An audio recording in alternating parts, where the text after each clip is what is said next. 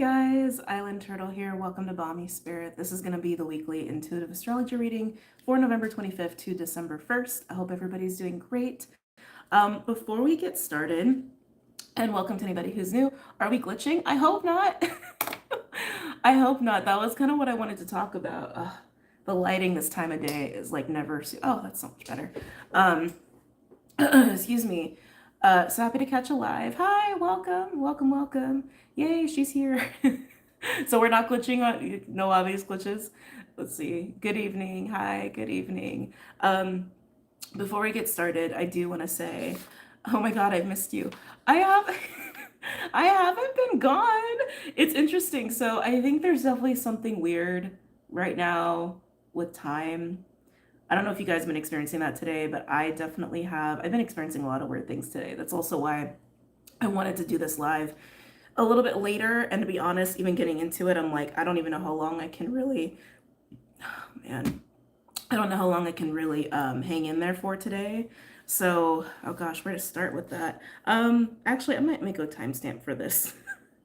Weird energy. Okay. So, I just want to share my experience with you guys today because maybe you're experiencing the same thing and maybe you just need confirmation that you're not crazy, okay? Mercury's retrograde today, so happy Mercury retrograde. We do have the new moon in Sag coming up at the end of the week as well, but something about last night and today, I feel so much like energetics, but like energetic pressure, like all around my crown. And last night dreams were insane. Dream time was insane. And I woke up and I was like, I gotta go back into dream time. And I kept having to like go back in. But even after like I felt complete and I still tried to like get up, it felt literally like just truckloads of like of energy, almost like gravity's heavier or something. It's like it was very weird. And like I said, I've also had a lot of just weird energetics like around my crown mostly. So it's also been slowing me down. And I'm very wheezy today.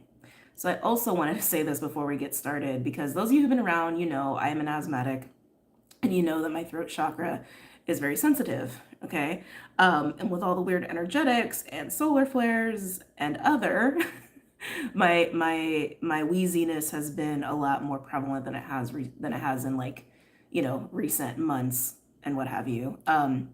So for those who are new, when I get like that, I do tend to cough a lot, okay? So there's also a little bit of a warning because some people are very sensitive to that noise and some people get very angry when they hear people cough. I don't get it, but that's okay. And just know it's not something I have any control over. Also, why I wanted to start this live a little bit later because I've been trying to like mitigate it today. I've got water, I've got tea, I've used my inhaler like 4 times today. But even just being here with you guys, I'm like, oh, it's like, yeah, I don't know. I really don't know how long I can last today. Let me see. I think I saw some of you guys saying you're experiencing the same thing. Yeah, pressure and energy around crown. Yeah, dreams have been like nightmares. I've had such an esoteric dream with you. Oh, okay. I do dream walk. Back started hurting. Dreams crazy, dream time crazy, dream crazy, dream crazy. Yes, okay. I've recently started getting into your live sessions and the energy is different. It's nice seeing you in the collective here in real time. Yes, absolutely. I've had a couple deja vu moments. Mercury is stationary, weird times. It goes retrograde today. It goes retro today. No glitching, okay. Just catching up on all the comments before we continue. Feeling it. Hey, Alejandra. Let's see. Lots of agitation for sure from all sorts of sources, even had a storm.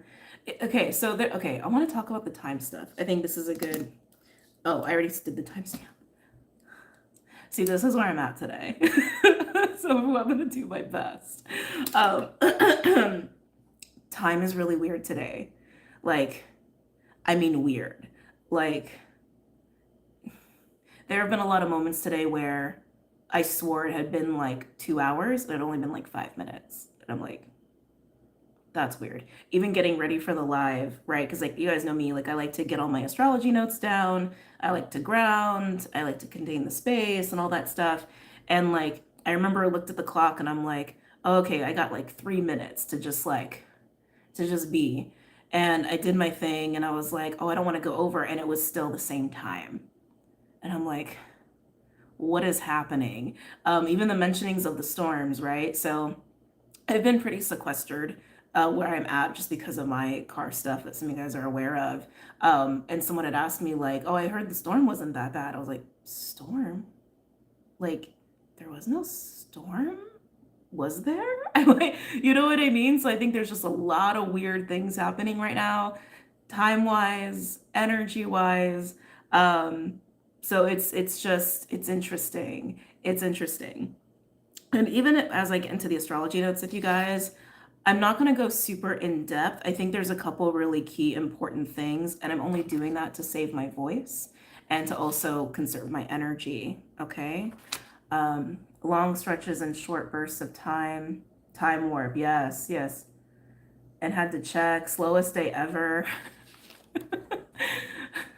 Just named my kitty Stormy. Oh my God, that's so cute.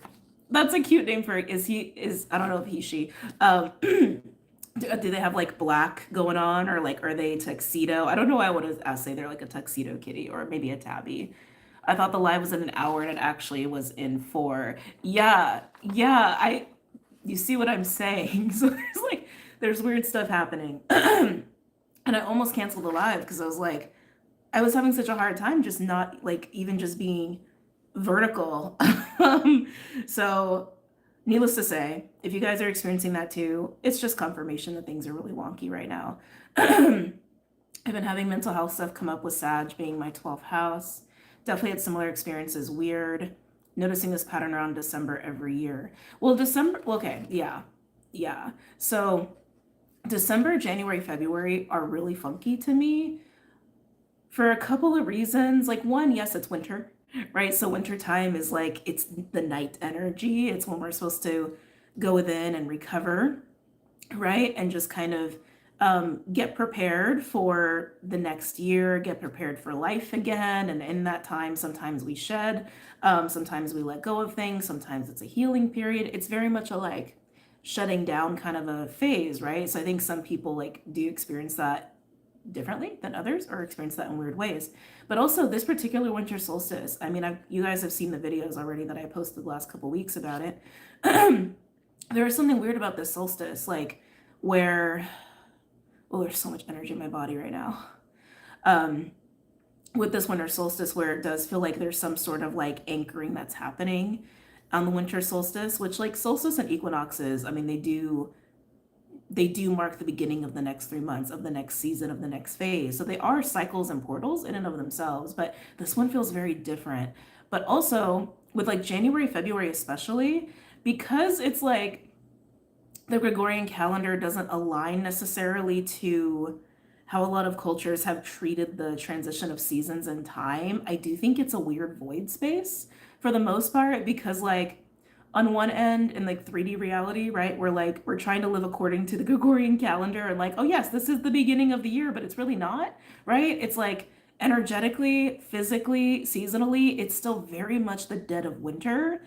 And the earth and energy kind of resurrects or comes back alive in springtime with the spring equinox, right, in March. So I do feel like when we get to January, February, it's weird. It's just weird because it almost like we can feel the world not really acting in accordance to like the natural cycles of the seasons and the energy, right? So it's like, yeah, it's definitely a weird space. It's definitely a weird space. Just started to feel a touch grounded from end of August till today. Everything has been super chaotic. Yeah, I feel you there. That makes sense because I need it, LOL. Yeah, so so yeah, just wanted to talk about that really quickly. But yeah, let's go ahead and get into some of the astrology now. Let's see. Okay.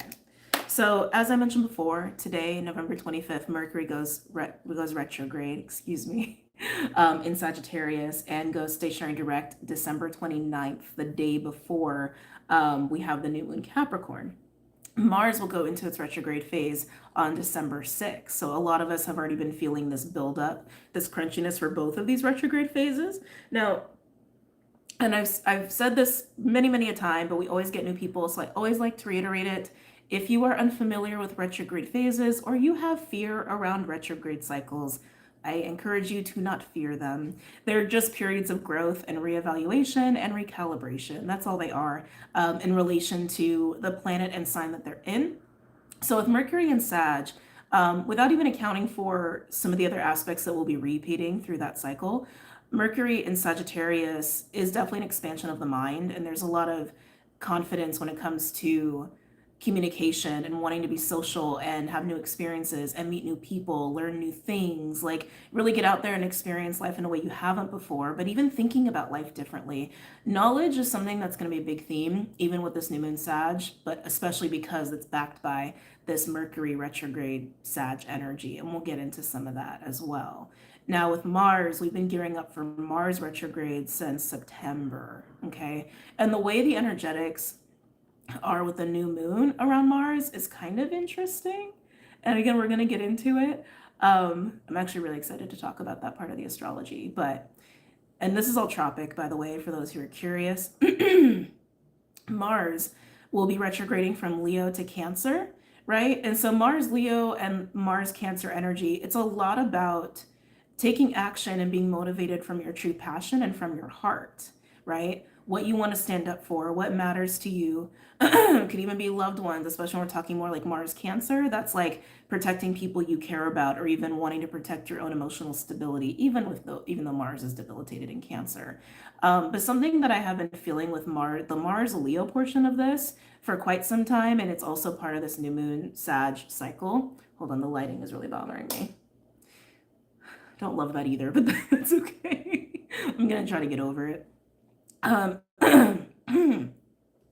The full expression of Mars Leo in all of its polarity, right? So I'm talking about like unhealed, shadowy, distorted, all the way up to like exalted, high vibrational Mars Leo energy. Mars Leo energy, we can experience it like from a huge range of like vanity, toxic heroics, altruistic narcissism, all the way up to being incredibly generous, right? Being incredibly big-hearted even, and also having a lot of confidence and self-esteem and just bravery to do what needs to be done, or even to stand up on behalf of others. It's a really, really beautiful energy when it's truly in its highest form of expression. And when it's not, it can, well, just like anything, when any energy, when it's like not in its greatest expression, doesn't exactly feel good, right? It's not exactly experienced in the greatest way.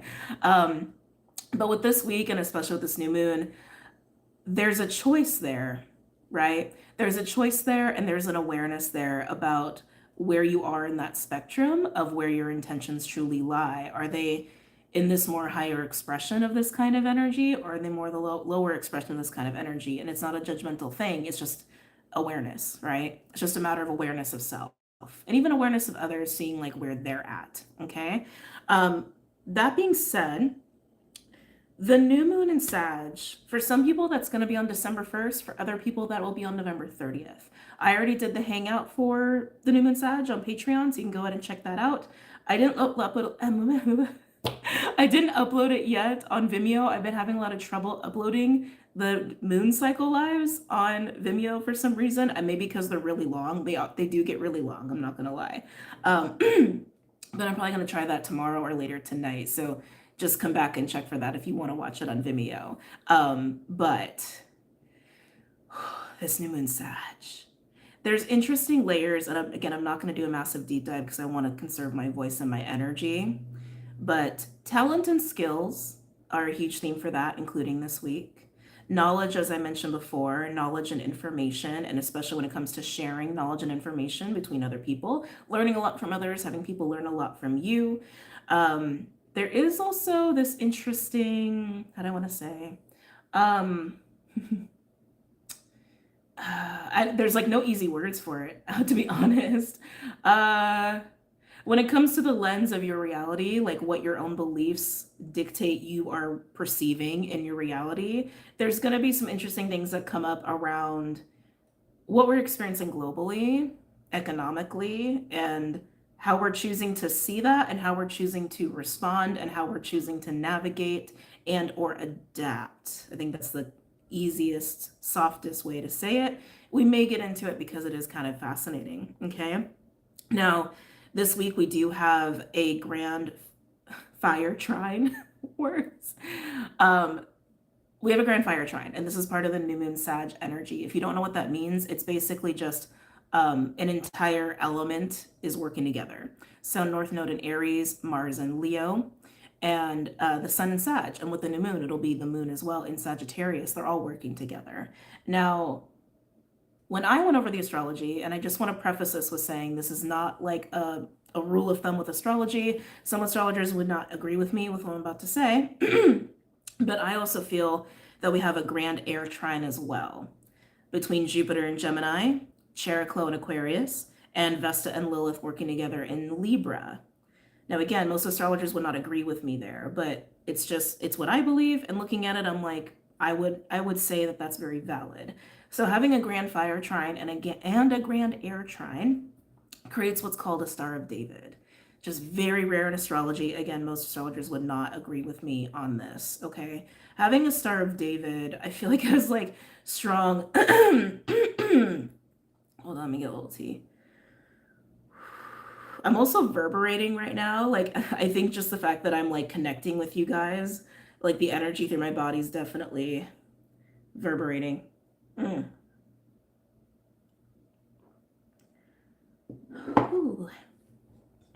Now, a Star of David is interesting because it does consist of 2 grand trines, but that also means there are oppositions, right? Like Leo to Aquarius, Sag to Gemini, Aries to Libra, for example. So most astrologers would look at a Star of David and say that that's like the biggest challenge with something like that, even though trines bring incredible aid and support. And honestly, really good energy, very positive energy. I don't ascribe to the oppositions being a challenge because the trines kind of negate the challenge themselves. That's just my opinion. Not saying it's a fact, it's just my opinion. Because if you have this great support and boost and helpful energy from all of one element and all of another element, and they are working together, the harmonizing the polarity should already be innately happening, right? Oh, excuse me. What is the energy Star of David? So like, hold on. It is easier if I draw it. I just need a paper. Hold on a second.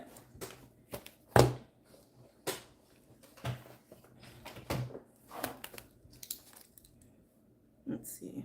Oh, actually that would make more sense. Okay. I'm going to color code it.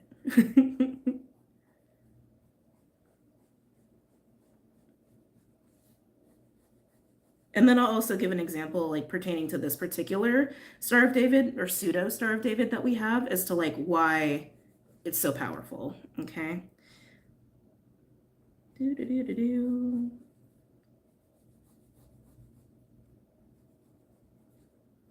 going to try my best here to create the zodiac wheel. I feel like I already didn't do the slices right. Yeah, those slices aren't right. I know it doesn't have to be perfect. It's just bugging me. Okay, actually, I'll do it this way. I'll just draw a circle and I'll just draw the Star of David. That'll be easier. Okay. And I don't know if you guys have been feeling extra Virgo-y. I've been feeling extra Virgo-y lately, and I don't know why that is. Just something I've been noticing. Actually, I just realized maybe it's my progress chart. Okay. So this will be the Grand Fire Trine. Do I have yellow? I think I have yellow. I have orange. We'll do orange. Okay. So if that is Aries, Leo, and Sag, try to ignore that. Okay. That means this is Libra. That's Aquarius. And that is Gemini. Okay. So a Star of David, when you were to look, if you were to look at it like on a zodiac wheel or in someone's natal chart, it would create this pattern. So I also marked the signs there. So the red is Aries, Leo, Sag, and the orange is Gemini, Libra, Aquarius, creating a literal Star of David. Now, there are different viewpoints as far as like how, like what it actually does. If you were to just look at the fact that it's creating the grand trines, right? So in relation to this present energy, the grand fire trine is between the North Node in Aries, Mars in Leo, and then new moon, sun in Sagittarius. All of that is a big push. Okay, it's a big push. It's a big push towards the future. It's a big push towards getting really motivated to do what you feel called to do, what you feel passionate to do. Also having this recognition of your own personal capabilities, really in terms of masculine energy, which I was going to get into. Excuse me, and to try new things, to initiate new things. That's how the Grand Fire Trine would traditionally work in this present energy, but it's also working with this Grand Air Trine with Jupiter, Gemini, Vesta, Lilith, Libra, Cheroklo, Aquarius. All of that Grand Air Trine actually is helping with reveal and clarity and or awakening of personal callings, talents, skills, gifts, the unique self, and even community and relationships, and how to pursue those and nurture those better. So like how that would even go together. Relationships right now can be very one healing, but also motivating and supportive for us to take action in our own lives in ways that we haven't been able to before, to see our own personal capabilities, like what we actually can do, even if we have not believed in ourselves before, right? So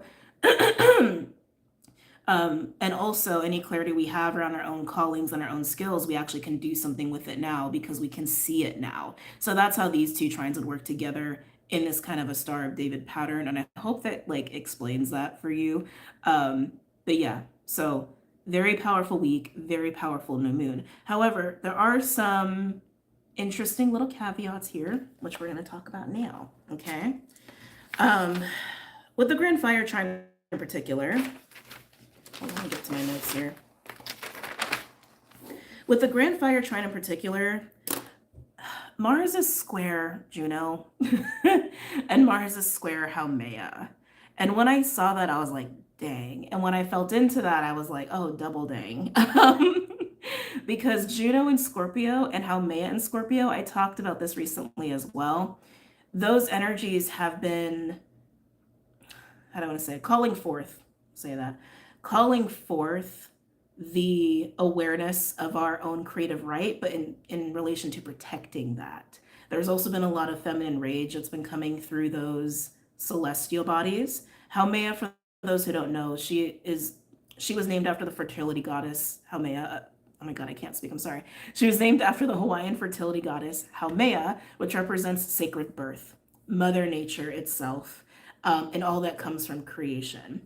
Right, Juno is all about the protection of women and marriage, and those kind of like bonded relationships. But with Scorpio, it brings in this component of loyalty, devotion, spiritual oriented relationships and alignment to self and nature and all of that stuff. So Mars being square all of that, I was really feeling shadow getting kicked up in relation to those squares. And so that's why I wanted to emphasize the polarity of how we can experience Mars Leo, because I do think it's going to come up with this new moon and some people might not realize it. This Grand Fire Trine is like really kicking us into high gear to just like go and run with things and to be excited to go and just like splash in all that life has to offer and all we can learn from life. But if we're not careful, right? It's like if we're not aware of our intentions, even if we think we're doing something for the right reasons, we could actually be causing harm unintentionally. And that's where Juno and Haumea come into play of being like, hey, you're violating something here. You're violating a boundary, or you're violating someone else in some way, or you're causing destruction because you're so focused on just what you want in a self-gratifying way. It can definitely be experienced that way. But if we are aware of our intentions and why we're doing what we're doing, we can actually step more into that like higher expression of Mars Leo, which is actually, it feels very humanitarian to me. And I think because we also have the Sag energy going on too, where it's doing something because you're coming from the heart and you're coming from compassion and generosity, and you want to do something because it's right, or you want to do something because it's going to help other people or just be benefit to beyond yourself, right? Um, Oh, I just got nasally. Creativity is a huge thing here as well. I think there's a lot of fun to be had with creativity and creative intelligence. I think that's going to be really, really nice for anybody who wants to dabble in that. Um, Again, just be mindful of where your intentions are and why you're really doing what you're doing and the effect it can have on other people. I think there's also going to be this temptation right now, especially with everything going on globally, to fight, to like actually fight, like an energy of war. And there's some other implications with Antares in relation to this, which I will talk about a little bit. I didn't think I was going to talk that much, but here I am just rambling. I always say I'm not going to ramble as much, and then I just end up rambling. Um, but yeah, the fight, the fight, the fight, the fight. Yes, there are a lot of people who need help right now. And yes, there's a lot of things going on that are upsetting and are scary. And I'm not saying not to fight. That is not what I'm saying. I'm saying be aware of how you want to fight, right? Be aware of your strategy and approach for the fight or the cause. We talked about this a little bit the last couple weeks. Like fighting fire with fire doesn't necessarily do anything but cause destruction sometimes, right? And there are other ways you can fight or stand up for something that can lead to a lot of good versus just more destruction. Now, the fixed star in Taurus plays a huge role in this week and the new moon because it's literally working with the new moon energy. For those who are not familiar with Antares, Antares is a pretty well-known star. It's one of the four archangel stars or royal stars. It goes by a lot of names. It actually sits in the Scorpio constellation, and its name translates to rival to Mars. It has a lot of implications of war, but it also has a lot of implications of knowledge because it's associated with Archangel Uriel. Now, here's where it gets interesting. There's another fixed star that is always opposite to Antares called Aldebaran, and it sits at Gemini, I believe 10 degrees because Antares is at Gemini 10 degrees. Oh my God, Sag 10 degrees, excuse me. It's another archangel star associated with Archangel Michael. Now, even though we don't have anything going on with Aldebaran right now, the energy I think is definitely evoked because it's a new moon and it's a powerful new moon, and we kind of have these warlike energies at play already. So, according to the literature, Antares, yes, is associated with war, but in relation to Aldebaran, it's like it creates such a warlike situation where one side must be decimated for war to cease. Now, that's the literature. I don't view it that way. I try to look at like all this literature from a more modern lens because of how long ago all of this stuff was written, but also our level of consciousness and beliefs plays a factor into this too, right? Like if one side's being decimated to have war cease, to me that sounds like integration. And this is what I talked about on Patreon, right? That's what you do when you're integrating. It's like you're taking these like separate parts or a piece of you or a fractal of something or a memory or trauma, and you're finding a way to make peace with it, to unify with it, right? So is it really war and destruction, or is it really peace and balance, right? And this is where beliefs come into play. This is where intentions come into play when it comes to your individual lives and what you're going to honor, what you're going to work from. Now, I'm not saying just because you're going to choose love and peace that it will be love and peace. That's not what I'm saying. That's not what I'm saying at all. And I don't want to be misconstrued here. But I do believe that when it comes to, okay, so I'm trying to find the right words here. So also with the star, I think this will help me with this final explanation. Also with the star in relation to Archangel Uriel, it also speaks of how knowledge is received by those who are ready to receive it. Okay? Knowledge and information is received by those who are ready and open to receive it. So even if you are like being exposed to information, and maybe there's some truth in it, who knows?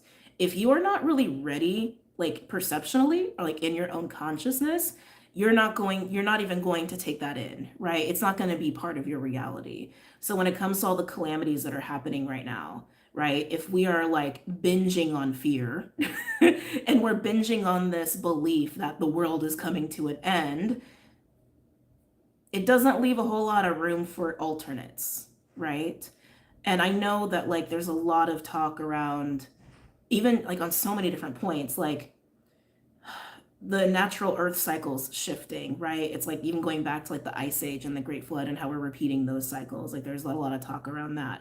There's a lot of talk of, oh, this was the world was always supposed to end around this time, or oh, there's going to be like World War III or whatever. It's like there's so many different narratives that are intentionally or not pushing this idea into the collective conscious that we are at the very end and then that's it and it's just destruction. Now, I don't believe it has to be that way. Do I think that it's obviously possible? Anything's possible, and this is also why beliefs and intention and knowledge and perception and where we're at on a level of our own consciousness, I think plays a role in something we should be aware of, right? It's like, do we have to experience it the way it's always been experienced? Do we? Do we? I don't know. It's an interesting question. I'm not going to say yes or no, but it's an interesting question. I believe what I believe. You believe what you believe. But do we have to experience a great flood again?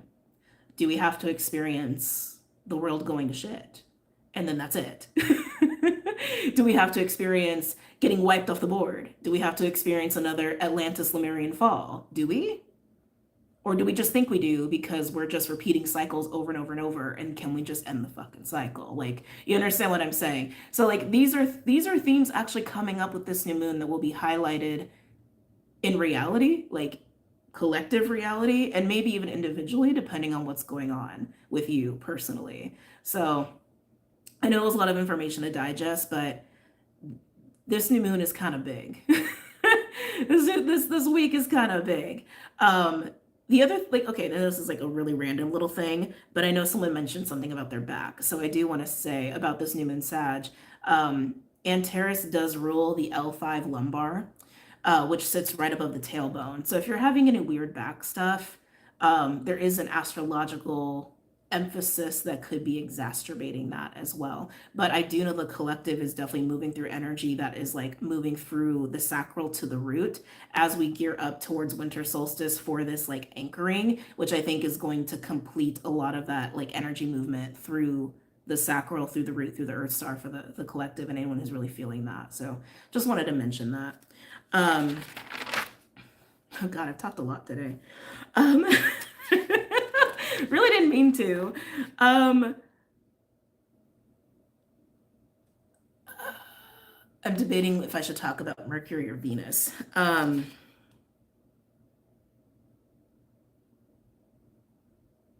talk about Venus. Venus is doing something interesting. So Venus at the beginning of the week is actually in kind of a funky position. It's in squares with Chiron and Lilith and Vesta. But by the end of the week, it's working really beautifully with Ceres and Uranus and Neptune. So just know that like your experiences with, hair is so frizzy today.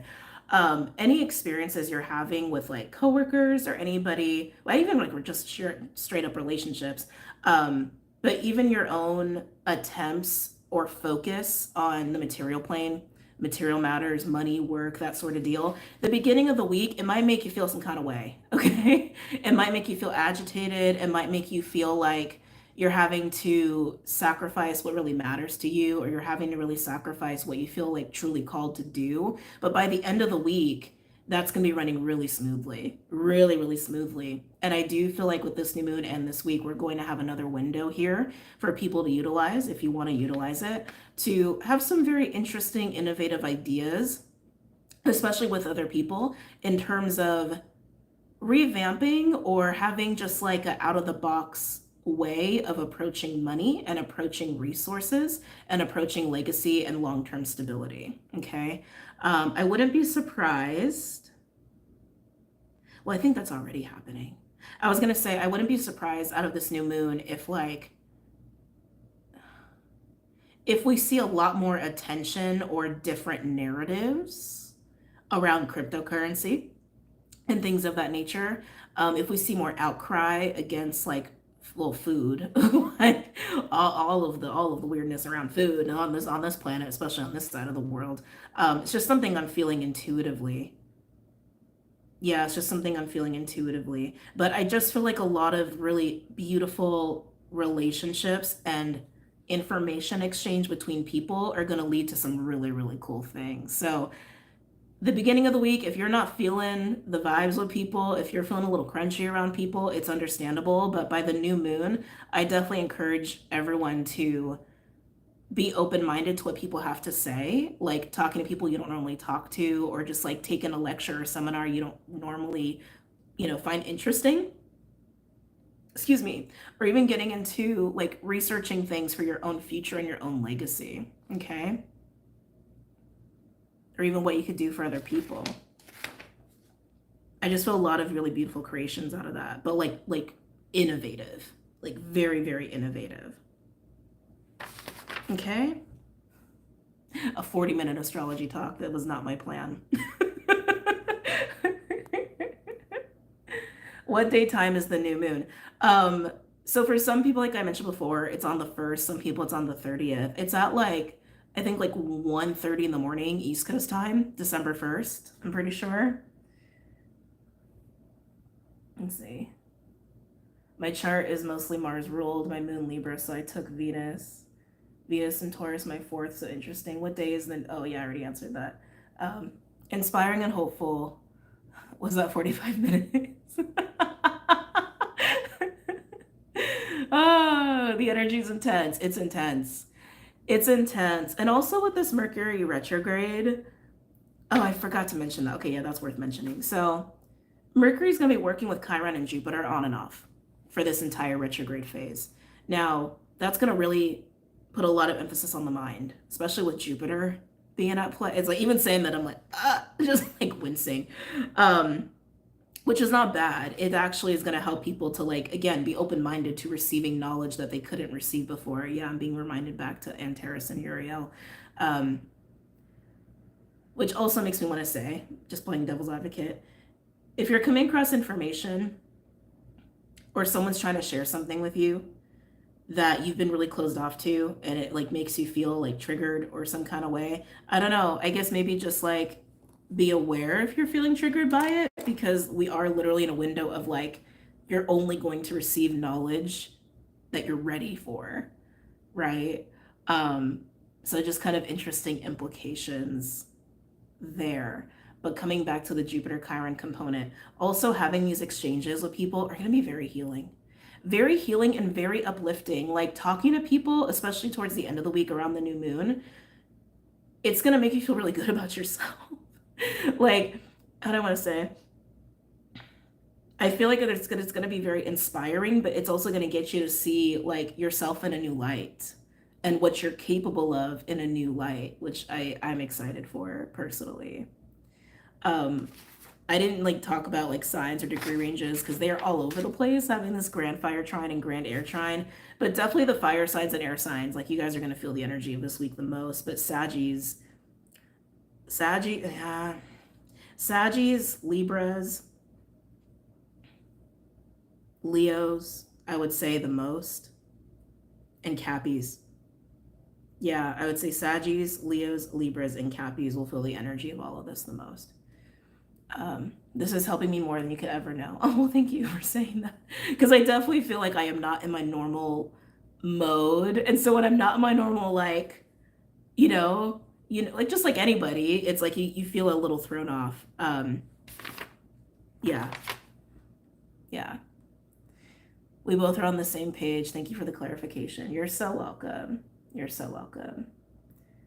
This new me is being pulled right out of me. And that's the other thing too. And we talked about going from Scorpio, going from October to November to December, that going into November was going to be this resurrection. And that's something I've been talking about since the beginning of the year, that whatever was going on in April, whatever you were excited about, had to be shelved or paused or delayed because of all the craziness from summer, right? And now we can not only take it off the shelf, but there's a lot of renewed sense of selves happening, especially since we're finishing the North Node in Aries. I think that's really helping a lot with that.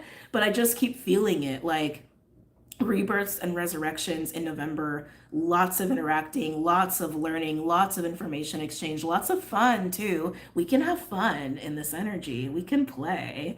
Nothing wrong with a little play, but definitely December. But I feel winter solstice in the last like 10, 11 days of December feels like an anchoring.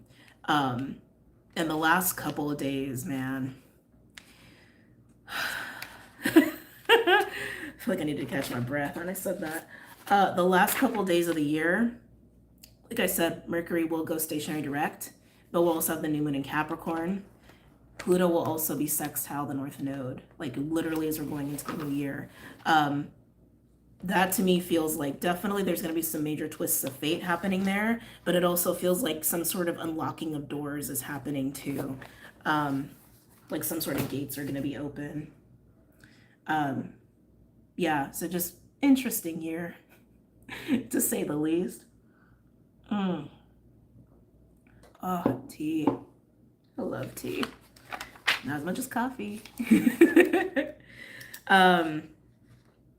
I'm debating about even doing a collective versus like elements or signs. Yeah, is that weird? I'm like, I don't feel like doing a collective message. Yeah, I'm not feeling it. Let's see. I am shocked at how busy life is about to be. I can barely keep up now. I always find it tricky because I live in the southern hemisphere. Oh, yeah, that is an interesting thing, isn't it? That is an interesting thing. Mm, I feel like that just sparks so many ideas, and I'm like, I don't have the energy, not right now. I have Mars and Sag North Node conjunction, and everything else is Scorpio too. Do what you feel. Yeah, I'm like, I'm not really feeling collective vibe today, which is just, I mean, today's a weird ass day. It's Mercury retrograde, right? Also, really want to encourage you guys, like, try new things. Like this November slash new moon slash mid, like first half December. Try new things, and just trust the process. You may be surprised at what that brings for you. Where's my archetype deck? There it is. I definitely going to do elements. I'm just debating if I'm going to do signs too.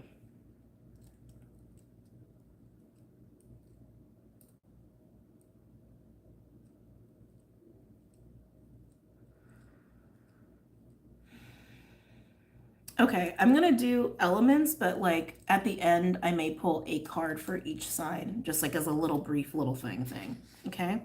I'm definitely going to start with Earth because Earth is screaming at me. So my patrons already know, but I was doing sign readings yesterday, and I was doing Virgo, Scorpio, and I tried to do Leo, but I kept getting interrupted because I kept having these other channelings trying to come through. And I was like, oh, this is probably what's going to be happening, right? Like moving forward. And who knows? It just was just happening yesterday. So I actually have 2 videos for specific channeled messages that we'll be posting this week here on YouTube. But one of them I got sucked into by Capricorn energy. And it doesn't mean it's for Capricorn specifically, but maybe people who are dealing with Cappy energy or even Venus energy, because Venus is in Capricorn right now. Also, Pluto, we just shifted out of Cappy, as we know. But it's interesting because as I'm trying to like discern what element to start, like Earth is like pulling on me so strong. So I'm going to start with Earth, okay? All right. What Earth signs? What's up? What's up? When I get pulled on like that, it's like, it's usually a big message.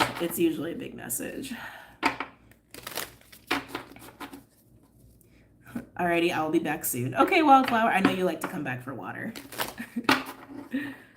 All right, Earth signs.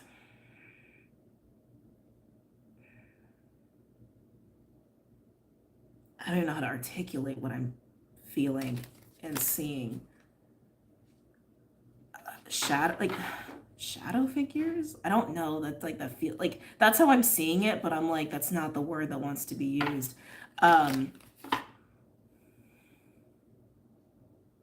Okay, it's this feeling of like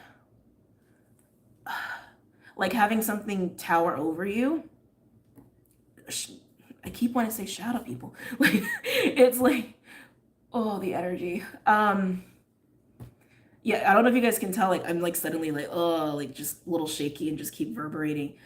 I just kept this feeling like being towered over, towered over, towered over, but like not able to see. Some of you guys, this is like a memory from your childhood or something.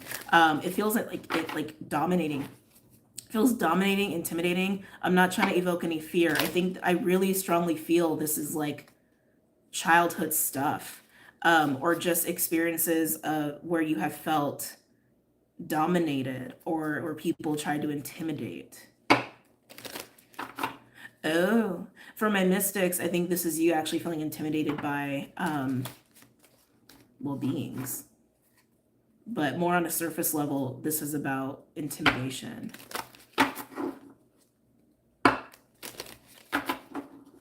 Okay. Not shadow figures. Had a weird dream about that the other night. Oh, you did? Okay. And even when I said it, my team was like it's not about shadow figures, but that's how it's being shown to me. So I think there's something getting lost in translation as far as like what is happening and what the nervous system is reacting to or saying, right? Like when we get scared or we're feeling that fight or flight, sometimes what we perceive is a little bit different than what's happening, or we remember things in a funky way, right? Like that's kind of the vibe I'm getting here.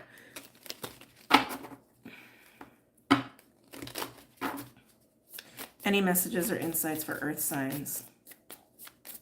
Yeah, earth signs, I feel like there's this, it's like the verbiage that's coming through, I really disagree with. Because I keep feeling like the verbiage that's coming through is coming from a fight or flight response, not what's happening. You know what I mean? Because I almost was tempted to say, I feel like you're going to battle with like these experiences or these feelings of being intimidated, but that sounds like that's the nervous system talking, right? That's the nervous system talking.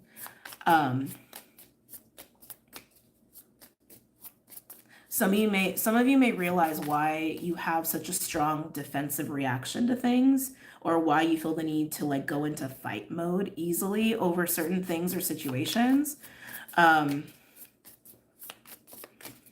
I feel like you're integrating this. I feel like you're integrating this. I feel like you're about to really see the truth of this. I do feel inner child stuff going on here, or signs. This is a very specific message. Some of you, this is absolutely about like parentals, guardians. And okay, so like it's interesting because this is something I think we can all relate to. Like there's so many times where I see like very small children and their parents are just like they're beyond their bandwidth and they're like yelling and screaming at a child, but they're a freaking adult, right? Like like if you really think about that, like a very tiny little human and this like giant adult is just losing their shit. Like that's scary. Right? That's scary for a child to experience. Like that's kind of got that kind of vibe. Like people who have been in positions of like, yeah, I want to say power, honestly, like using that against you or like not using that wisely, and then it's created this like nervous system response of being intimidated. I keep wanting to do this too. Some of you guys may utilize tapping. Some of you tapping might be beneficial for you. I just keep getting this feeling of being towered over.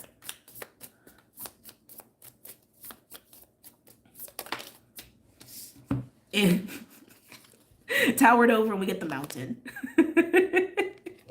We get mountain, and then we get flame. Oh, why do I feel like the flame is like literally there? Like in that little bit of the mountain. Okay, earth signs. Oh, I've never seen that before. Whoa. It almost looks like a face. That's crazy. Do you guys see that? I've never seen that before. Please tell me you see that. I've pulled this card out so many times on YouTube and I've never seen that. Do you guys see what I see? I'm so curious. Yeah, you see it? Yeah. Shadows. So hang in there with me with the metaphor. I feel like earth signs, yes, this feels like a confrontation, but I keep wanting to say, if like you're resonating with this, it's the nervous system making this harder than it has to be, or making it bigger than it has to be. I want to say there's almost like a needing to like excavate, like to dig out the truth here. Like it's almost like deeply buried, the truth of this feeling, the truth of this feeling of being easy, like intimidated, or feeling overpowered, or feelings of like, no, I need to like go into fight mode, or I need to be defensive, or I need like, you know what I mean? Those responses, like there's something deeply buried there to excavate out. Like I'm getting a bit of a mining kind of a vibe here, but it's really to mine out the truth. It's really to mine out the truth. Yeah, especially if this is really highlighting your responses to situations and or people. It's coming into the awareness that I want to be careful here, because like I totally empathize. Like I totally empathize, and I would give you a big hug for all the stuff that I'm feeling here with you. Um I'm not going to say I don't want to say hypersensitivity, but kind of, right? You're sensitive to certain interactions or certain people or certain tones. And tones, I'm also hearing tones, um, to certain tones because of this like nervous system response. And the truth of that wants to be dug out is just kind of what I'm getting. The the shadows, the shadows, the shadows. Some of you may have had, okay, I'm getting this a couple ways. Because I'm getting this feeling of being caught off guard. So some of you may have had like one experience really early on in your youth, or you may have had someone who repeatedly tried like, this is like, so this is just so interesting, right? Like the ways that we can like experience trauma even if someone doesn't have that intention. And it's reminding me of the Mars Leo, right? Like road to hell is paved with good intentions. I'm almost getting this vibe, like some of you, it's like a parent or a family member or a friend would like repeatedly like scare you, or like repeatedly like try to catch you off guard, and that just created a trauma response. Not to laugh, but like you understand what I'm saying. I'm definitely getting that for some people, but others of you, there may be like one particular experience or memory where like you were really caught off guard by something, and it kind of created this feeling of like what's in the shadows, what's lurking, what's over there. That's also what I'm getting. Let's see, I was thinking about that earlier. There's more. I can feel it. There's more here. It feels just like so buried. Can I get a third card, please, for my earth signs?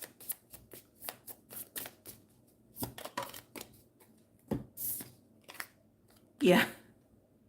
Oh, earth signs, the starborn. This is a little bit of like starseed energy, but it's also like getting to the core of your magical essence, which also the flame speaks about. And there's something about, again, this like the intimidation, like the nervous system response, what's lurking over here, what's lurking over there. Like if you really excavate the truth of these feelings, these experiences, I feel like there's going to be some recovery of your essence.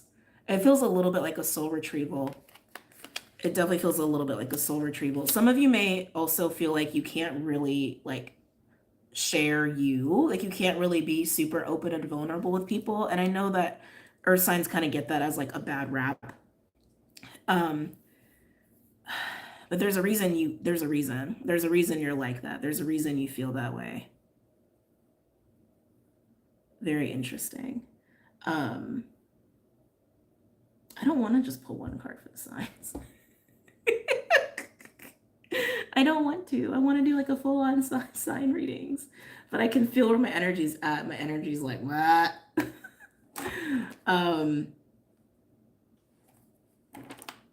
Okay, I'm gonna pull Faye for the continued earth sign reading, and then we're gonna go into signs.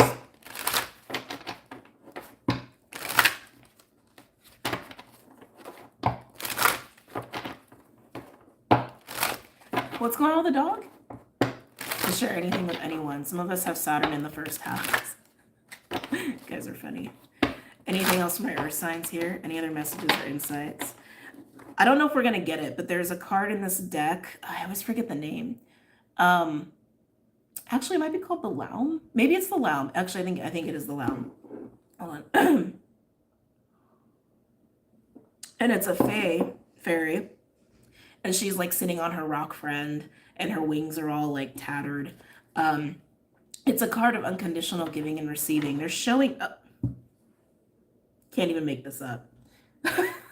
That's it. That's the card. There it is. As I was about to shuffle, because you saw death was on the bottom, and I went to cut the deck, and like, there she is. And there she is. And the rock is actually standing out to me the most. And, because this is earth signs, how do I want to say? Yes, talking about earth signs, we're talking about Taurus, Virgo, Capricorn, but we're also talking about way more than that. When we talk about earth, we also talk about the body. We talk about Mother Earth herself. We talk about money, things like that. And I'm really feeling the root here. I'm feeling foundations. I feel like this reading is for earth signs where maybe you're working on your root a lot. This is also very collective. I want to emphasize that. This is very collective, so everybody might resonate with this a little bit. It's interesting because, like, yes, they're friends, but I feel like there's almost like a latching to earth here, like to the rock friend here with the fae. I want to say there's a twisted, distorted, warped, misconstrued understanding of foundations and safety.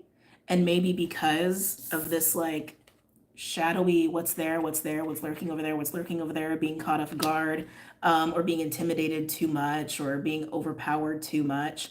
Like, that's kind of what I'm getting here. The rock has a face, yeah, because he's her friend. He's keeping her safe, because he's keeping her safe.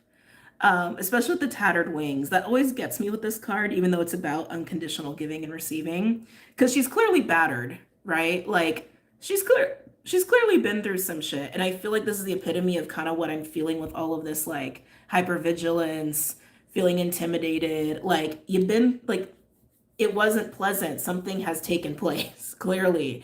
And there's this, like, latching on to rock. There's this latching on to what may be safe, what may be stable, what may be secure, but something about it feels warped. And I think that's the truth that's trying to get excavated here. Like, maybe your beliefs or perceptions around what is safe, or what safety even is, what foundations really should even be about,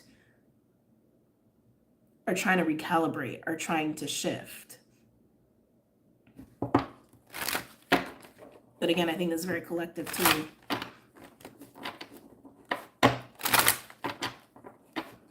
Lots of written foundation work right now. Absolutely. Yeah.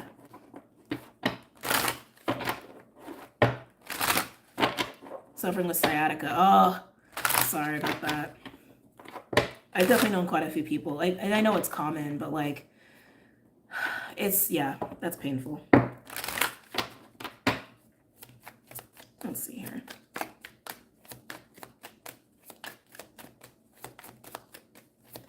Any other messages or insights?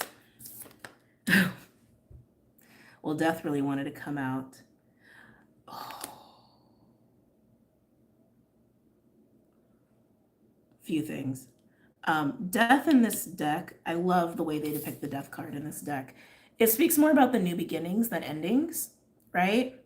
But with the skull that this figure is holding, this is very specific, so I don't know who needs to hear this, but some of you, I'm getting a very strong fear of death, or maybe like a very strong awareness of your mortality, and maybe at a very young age. Maybe you saw death. Maybe you saw someone pass or transition. I keep getting, like, just oh.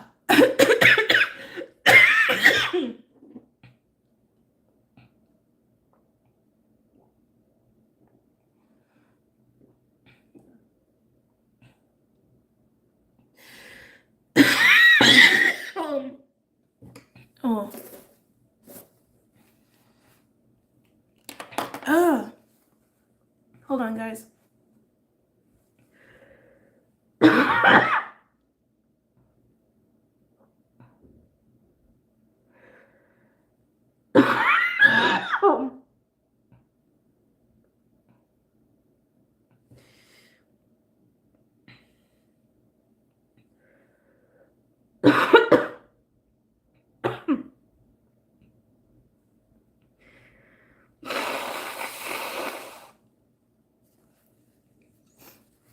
Ooh.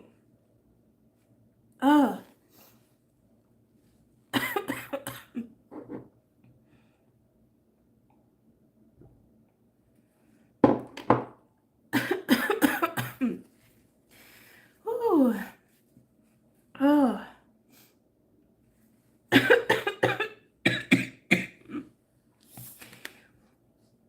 So deaf.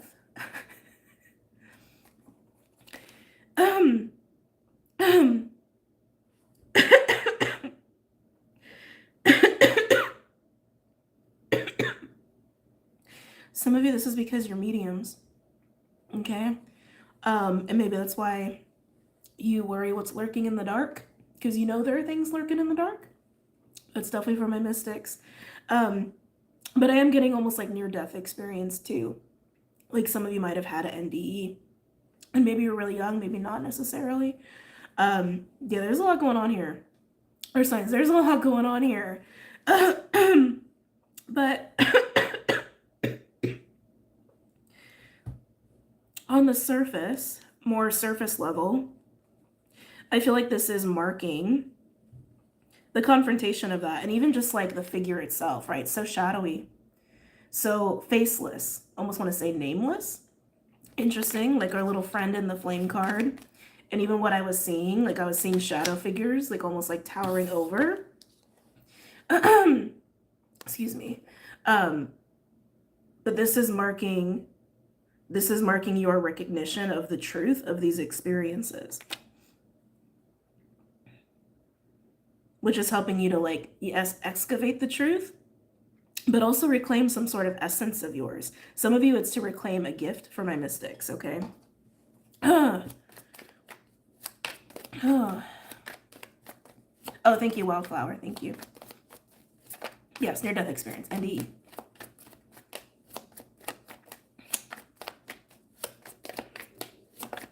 Any other messages or insights from my earth signs?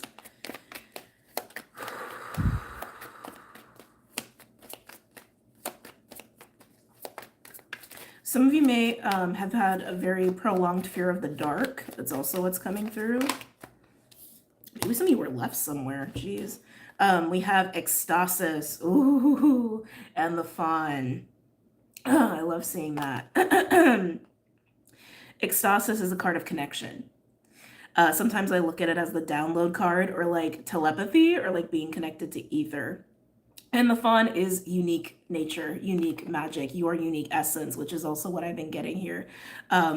Yes, there is an excavation of the truth. There is this awareness of where all of these feelings, trepidation, fight or flight, all of that stuff like is really coming from for some of you. And it's helping you to reclaim this like natural essence of you. It's really nice. It's really, really nice. I'm also noticing the 53 and the 35 mirror numbers coming through here. So we have 8, 2, 8. 8s may be significant, not necessarily, but just seeing that there. Yeah, so that being said, let's get into the actual signs. I'm gonna try my best to keep it short. You guys know how I am.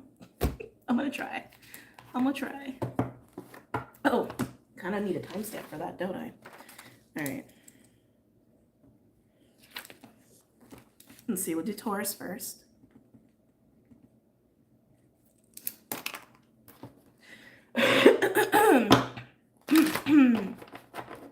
Okay.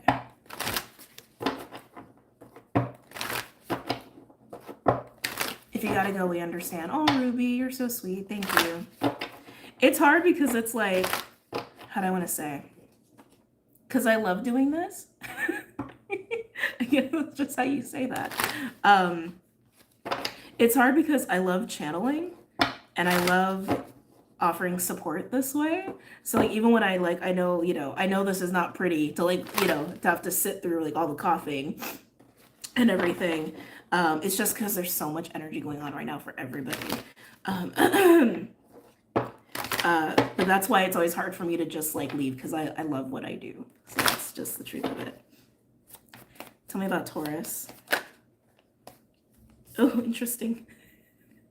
Taurus, you get a throat chakra card. We have Nightingale coming out for Taurus.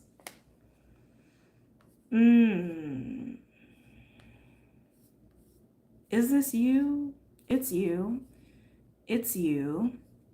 It feels explosive, actually. It almost feels volcanic, which Uranus is in Taurus, so that makes sense. It does. It feels like a spewing. You might have a sudden release, Taurus, like very sudden, and I think that's part of your excavation. I don't even know if you even understand what it's attached to. It almost feels like a scream. Like maybe you're gonna suddenly feel like you just have to scream and like let it out, like some sort of like just primal scream. Yeah, I was gonna say maybe it's even a conversation. I'm like, no, it just feels like a release. It does. It just feels like a release of some like very, very, very deeply suppressed, yeah, that, of angst, of fear, of something that's been stuck in there for a very, very long time. It does. It feels like a scream. That's just how it keeps coming through. Where did I? It's like it was right there. I'm gonna pull a tarot card for you using Rider Waite. Can I just get one? We're just gonna do one. Can I get one tarot card for Taurus here, please? Ooh! Mm-hmm. Ooh. Hold on, let me blow my nose.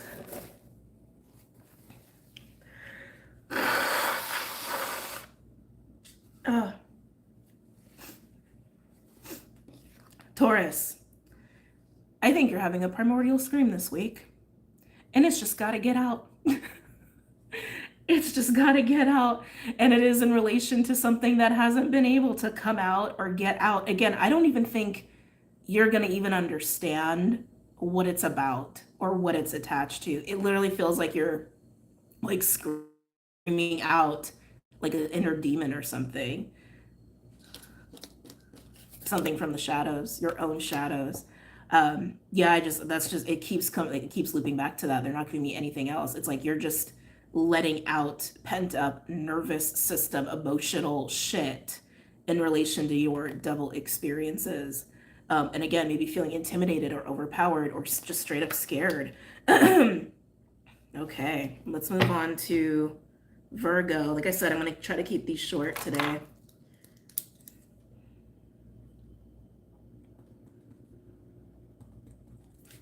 Virgo, what's going on for Virgo this week?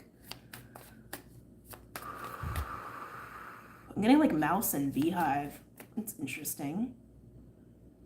Definitely feeling a hiding energy with you too. Like a kind of a pulling away is what I'm feeling with you. But I think that's, again, your nervous system response. Maybe you like shy away from, or you feel like you want to be like this around certain communities or groups with beehive. Maybe even the public. I mean, this is straight up social anxiety.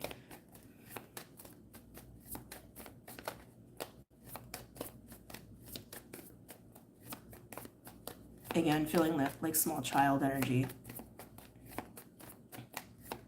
I didn't do Leo yet. We're starting with Earth.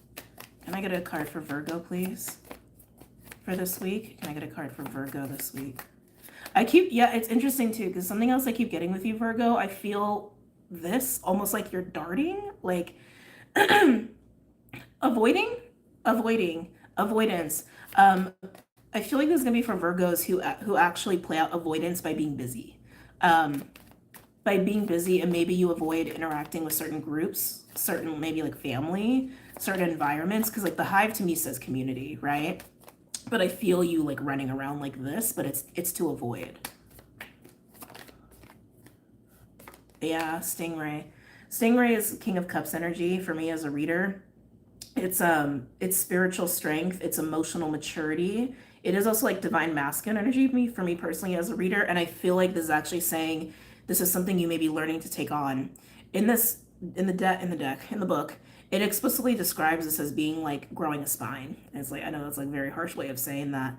But it feels like being able to really confidently sit in what you're feeling, why you're feeling all of that, and to be able to sit with it, honestly, be able to sit with it and own it and acknowledge it for what it is. This is also, this card really speaks more of like strength, strength, strength. It's still water. It's still water. It's still divine masculine energy. In a way, it's like, it's not quite father archetype. It's not quite that. It's like, I almost want to say like uncle. I don't know if I want to say that. It's like, it's an off branch of it. It's an off branch of it. It's got a little bit more edge to it, okay? It's got a little bit more rebel to it too. I'm starting to get that a little bit. Ooh, Virgo. I think I'm feeling what you naturally are in your baseline. Your natural essence when like you're not avoiding, when you're not avoiding out of anxiety. And again, I feel a little bit of overdoing to avoid. I feel that too. But this is like sitting with yourself. Can I get a card for Stingray? Well, that's too many. Can I get one card for Stingray for Virgo? Some of you could be dealing with someone who's like this and like being with them, dealing with them. It doesn't have to be romantic. They could be showing you how to do this, or honestly, they might just be straight up telling you, like, you need to sit with your feelings. Can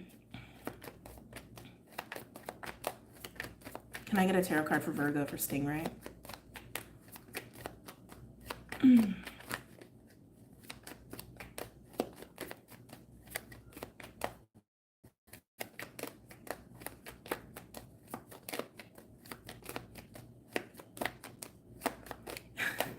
I can feel you like almost like avoiding the card. It's interesting because I keep trying to tune it and then I feel this like scattery running around energy. Can I get a card for Virgo for Stingray?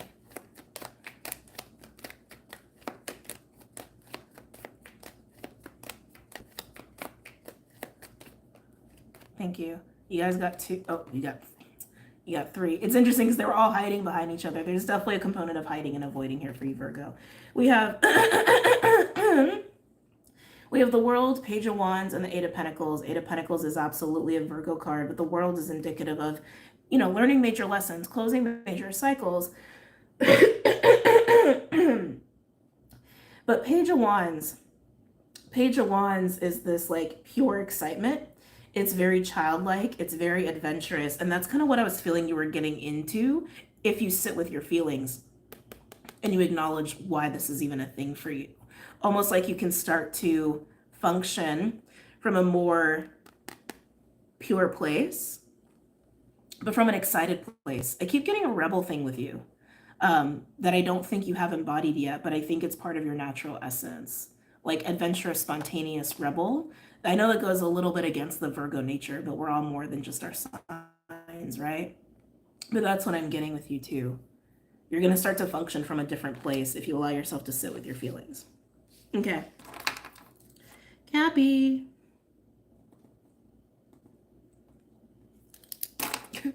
Sorry, having a hair moment.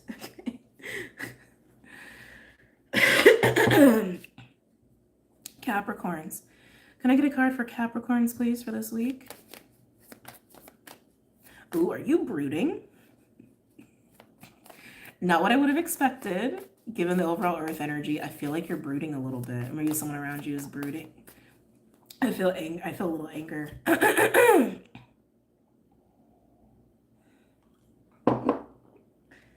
Why are you brooding? Capricorns. Don't be mad at me. You know something. Something's been brought to your attention. It feels like truth. I don't think you like it though. I think it's a truth you didn't want to know. You didn't want to know.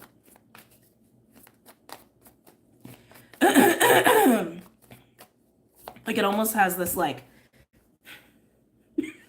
kind of vibe with you is what I'm feeling.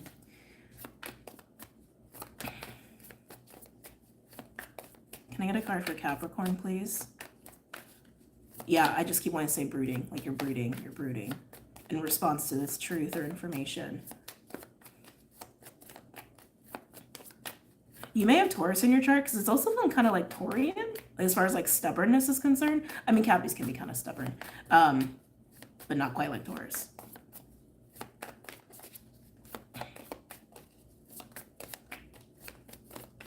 Can I get a card for Capricorn, please? I'm suddenly getting like a watery whale energy. This might be your advice. This might be your advice, or you might be getting this information from like a whale-like person. So whale to me is elder, great mystery, spirit. It's very Piscean. It's very much like the depths of the cosmic void and all of the information that is there to access, right? And there's a lot about like knowledge and accessing information this week. Yeah, Cappies, I keep getting this vibe that like embodying the whale medicine would help you with how you're feeling about some of this truth. But I also feel like some of you may be dealing with a whale-like person, and whatever truth they're showing you or telling you is like, I don't like, maybe you're not ready to hear it. Maybe that's what it is. Can I get a card for Capricorn, please? It's got like grandmother, grandfather vibes. Yeah, okay. I know this is like very specific, but it does. It feels almost like, I'm not going to say a talking to, but I'm definitely going to say a deliverance of truth. Okay, is what I'm going to say. From like a whale-like energy person. This could even be like by download, right? And it definitely feels like Capricorn, here's the truth, and I'm just telling you like it is. I feel like it's probably delivered softer than that, but it's like it's putting a truth in your face that I think maybe you have been sidestepping, or people have been like sidestepping like in relation to talking to you. And like I feel like someone's just like, Capricorn, da da da da. Like, and it's softer than that, softer than that.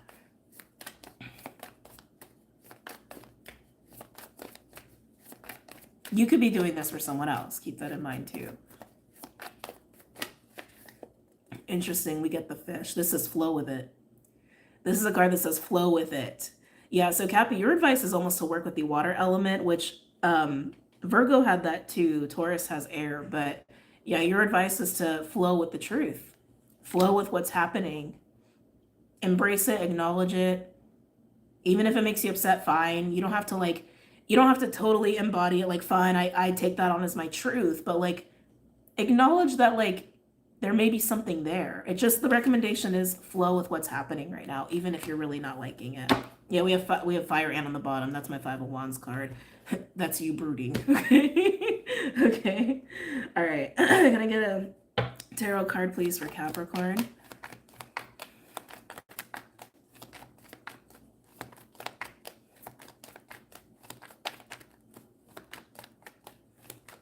Yep, I feel like, yeah, the truth is in your face.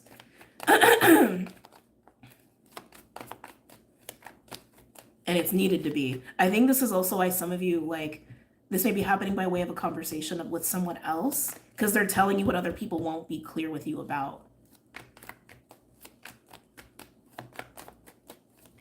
I dare I say, some of you, it's like, and don't be mad at me, because some of you guys might be the one telling this to somebody, right? It also has this vibe of like, I'm telling you this because I'm not going to enable you. Or it's like maybe people have been enabling something or just letting you continue with something, entertain something. And like, this person's just like, no, this is the truth. This is the reality. And they're just like, they're just not going to let you, you know, not see that or not, or ignore that. Again, you could be doing this to someone else. Anything else for Capricorn?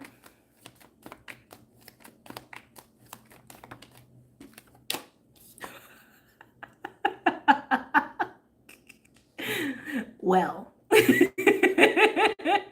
Queen of Swords, she is the epitome of truth, isn't she?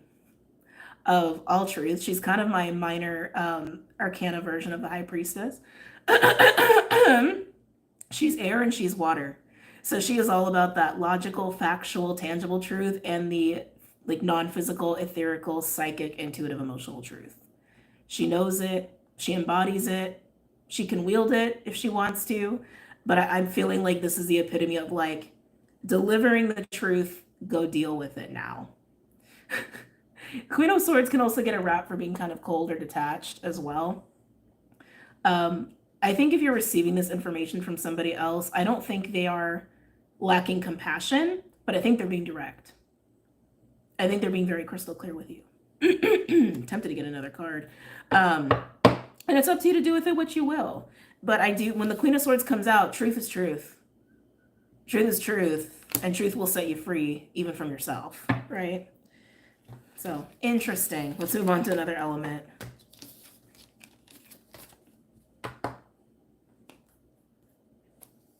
Okay. Let's see. Wait a minute.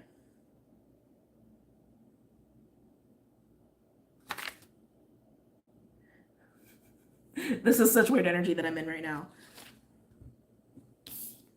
Did I pull these for Earth? I don't think so, right? I don't think so. Did I? I'm like, I did? I did. Okay. I was like, I looked at the timestamps and I'm like, something's not adding up. Okay. Thank you. Thank you. One of those weird days. Okay. Okay. Air, fire, or water?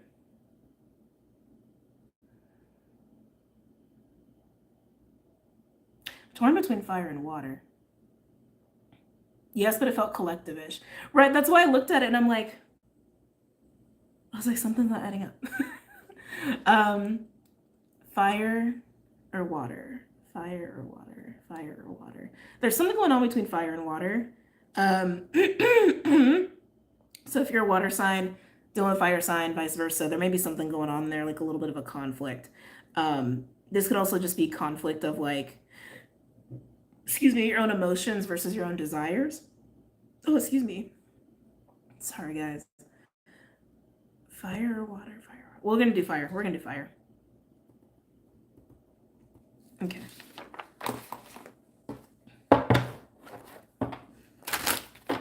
Fire. Aries, Leo, Sagittarius for this week.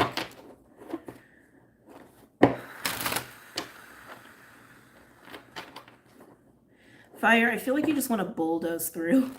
They're showing me a rhino. I feel like you just want to push through on certain things. You just want to get up and go. Nothing wrong with that. Nothing wrong with that. Again, be mindful of intentions and all that good stuff.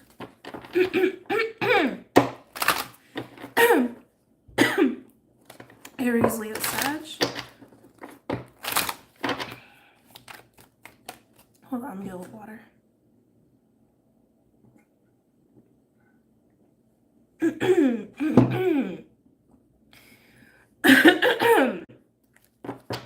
I know I have a cough right now, but fire signs, just getting into your energy, like the right side of my throat is like tickling. Just wanting to share. There may be something going on with like masculine energy with you. Oh, I didn't talk about that in the astrology. It's one of those days. Aries, Leo, Sag. What's going on for my fire signs? Aries, Leo, Sag. I keep getting like a fight energy with you. Fight or bulldozing. Oh. Honesty. This is a card of communication, okay? Very heartfelt communication, very honest communication. Okay. Okay. Are you the one being honest or is someone else? Because with you, fire signs, I can't stop seeing the rhino. And this feeling of like push through, bulldoze, bulldoze, bulldoze. Get there, get there, get there. I just want to take action. I just want to take action. Very masculine. But then we get this like very soft. This is this very soft energy, soft communication, almost confession, divulgence, vulnerability. I feel like I feel like you're very much not in this energy, and maybe you're being encouraged to, and maybe someone around you is being in this energy. So let's pull more cards here. Something shifting very fast with the Sylph. Sylph is kind of like Gemini energy, Mercurial energy. It's like switching things up on a dime very quickly. I feel like there's some sort of vulnerable moment happening this week. And something about this moment, I feel like pushes you in this rhino energy. I feel like someone's being vulnerable with you. I do. I feel like someone's being vulnerable with you.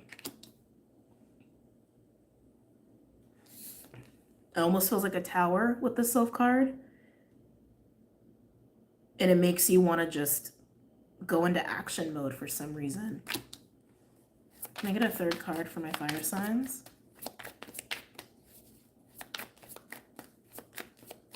Some of you guys are being pushed into protector mode. Someone may be telling you something and it may make you feel like you want to stand up for them or act on their behalf. I definitely see that. Can I get a third card for fire? The surprise card, the gotcha card.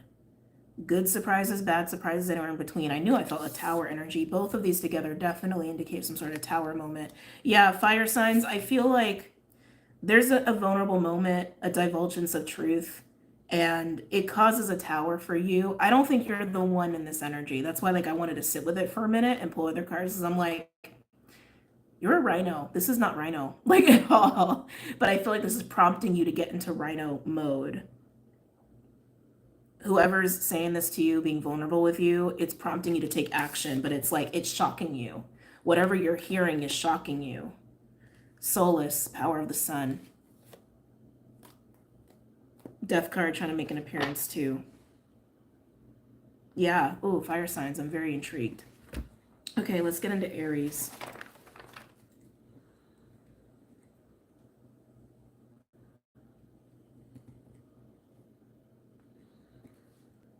I'm hearing the weirdest noises outside right now. All right. Let's see what's going on. Okay.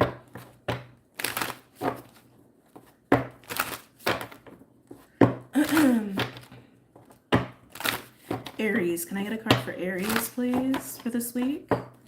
Aries, can I get a card for Aries? Bat. So fire signs, it seems like, well, okay, I know we're on Aries right now, but it seems like there's this general vibe right now for fire signs in general of just there's a switch up happening. And Aries, for you, it's with the bat. Bat is all about transitions. It's all about seeing the light in the dark. I just feel a reveal is happening here, Aries. But it's a reveal that is helping you, but it's indirect. It's so strange. It's so strange. It's literally hearing something from someone else, receiving information from someone else that's emotional, and it's helping you to take action in your own life or to take action on behalf of another person or take action towards something. And you finally see it. You finally are motivated. You're finally motivated. Can I get a tarot card, please, for Bat for Aries?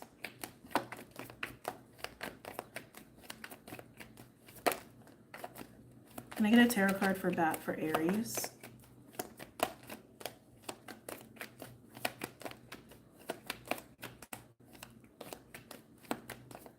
I forgot you were going live. No worries. No worries.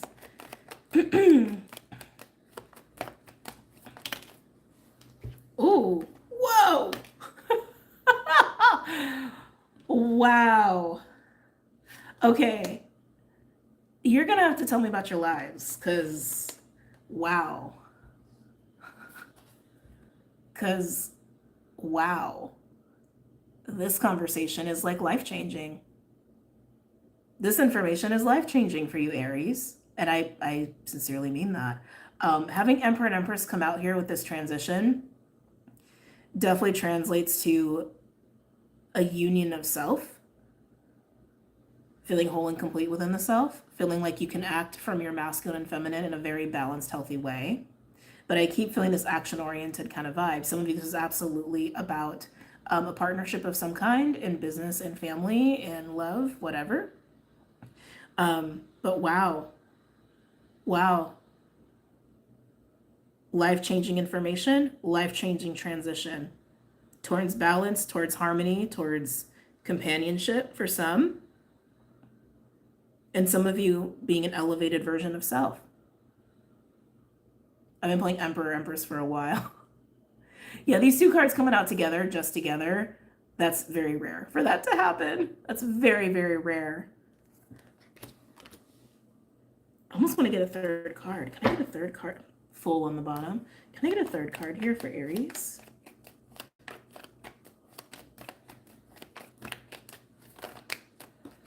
Holy crap. Knight of Cups and Justice. So not, again, we already knew balance and harmony was here. Justice is just confirming what we already knew. But Justice is also saying that something is being put right from this information, from you receiving this information. The Knight of Cups, I feel like this is almost the delivery of the information. That's kind of the epitome of the honesty card. Because Knights are about communication and messages, but the Knight of Cups speaks from the heart. And this is very honest, very vulnerable communication. Wow. Wow. Well, congratulations. Congratulations, Aries. Wow. Okay. Let's move on. There's nothing more to say. Congratulations. Let's move on to Leo.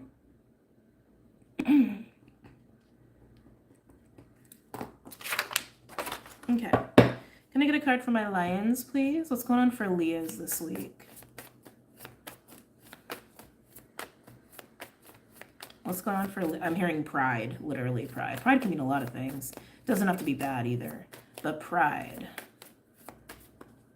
Pride for Leos. What you're proud of.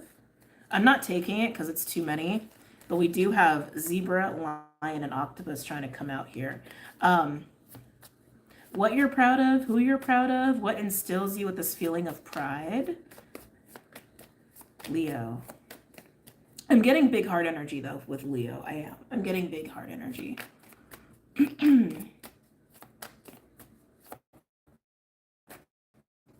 Leo. Can I get one card for Leo, please?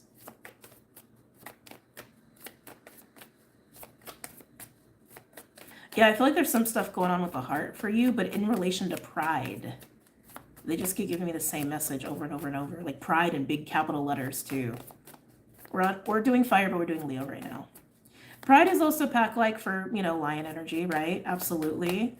You could be proud of your pack. I feel like for some of you, it's not a person. Some of you, it's not a person. But like pride in big capital letters. And now they're not giving me a card. Can I get, thank you. Interesting. All right, so apparently you're supposed to have more than one, Leo, so we're taking it. We have whale and deer. This feels ancestral to me.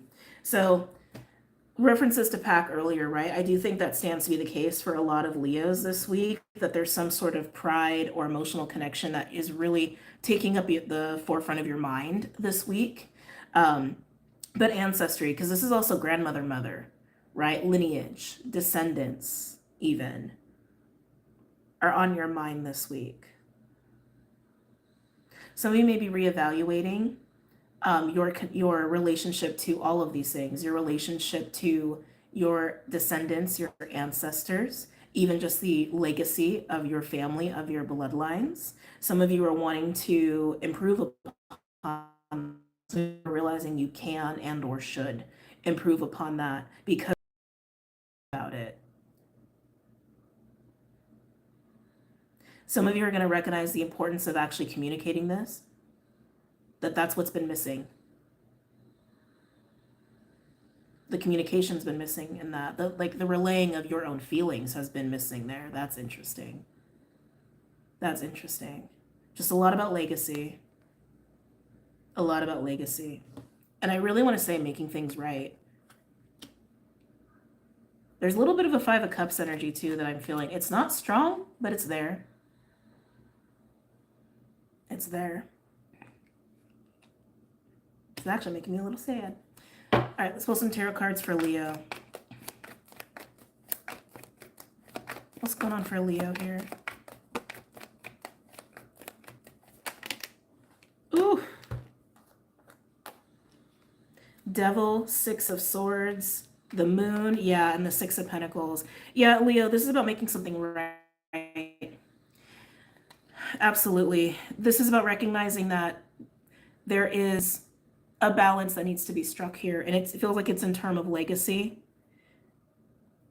And legacy can mean a lot of things, right? It could literally mean like with your family relatives, but legacy is also what we do, right? It's also what we leave behind, and it doesn't always have to be about family. Some of you, it's absolutely about business. Some of you are realizing you want to get into some like humanitarian work. I'm also getting that. I'm also seeing that. Some of you have been letting your pride get in the way of making things right, and it's time to make things right. It's time to make things right. Some of you are wanting to take action now for descendants you don't even have yet. Maybe even looking at legacy in terms of the collective. So again, more of like humanitarian vibes. But yeah, with the Devil and the Six of Swords, with the answer, the Six of Pentacles and hidden desires behind Moon of wanting to make things right, but the Devil keeping you from doing that. Yeah, this is absolutely about acknowledging what you're really feeling and allowing yourself to take action on it. Take action on the Six of Pentacles. Keep in mind, Leos, this could be someone you know or someone around you. Maybe someone's feeling this way about you, right? Cards. Okay. Let's go with Saggy.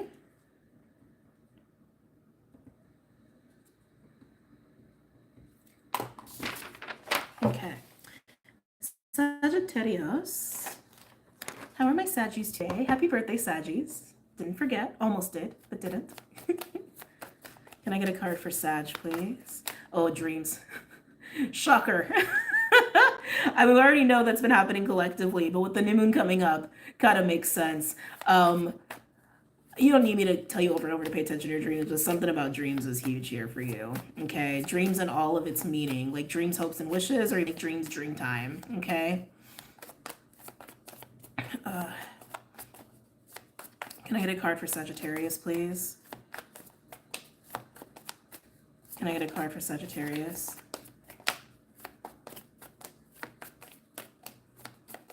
I keep feeling like you're going to see something in your dreams or have a conversation in your dreams, or someone in your dreams coming up is going to make you think about something. Like, you know, sometimes like even if someone's not in our reality anymore, it's like they'll come to us in our dreams and it's like, what's happening? It's got that kind of vibe to it. Can I get a card for Sagittarius? Can I get a card for Sagittarius?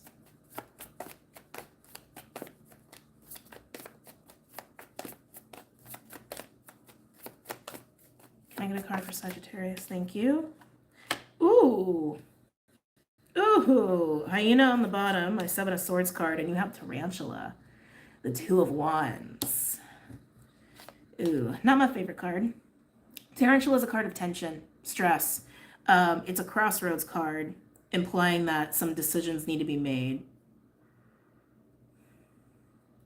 I feel like something's going to push you to do it, though. I feel like you've been here. This doesn't feel new for you. This doesn't feel new. I think whatever that dream energy is that I'm picking up on is going to show you what you need to see. It's going to give you what you need in order to move past this tarantula energy. Yeah, you've been here. You've been here. You've been feeling that tug of war.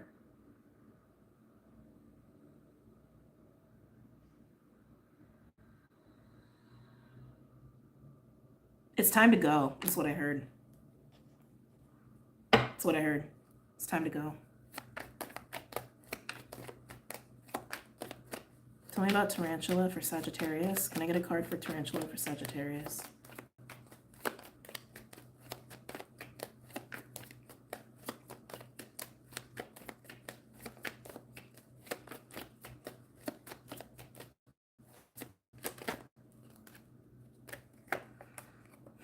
Hierophant and the Seven of Pentacles.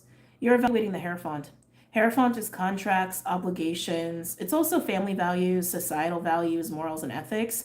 Something with the Hierophant is creating this tension for you. It could literally be like a relationship or some sort of contract you're in, obligation, essentially.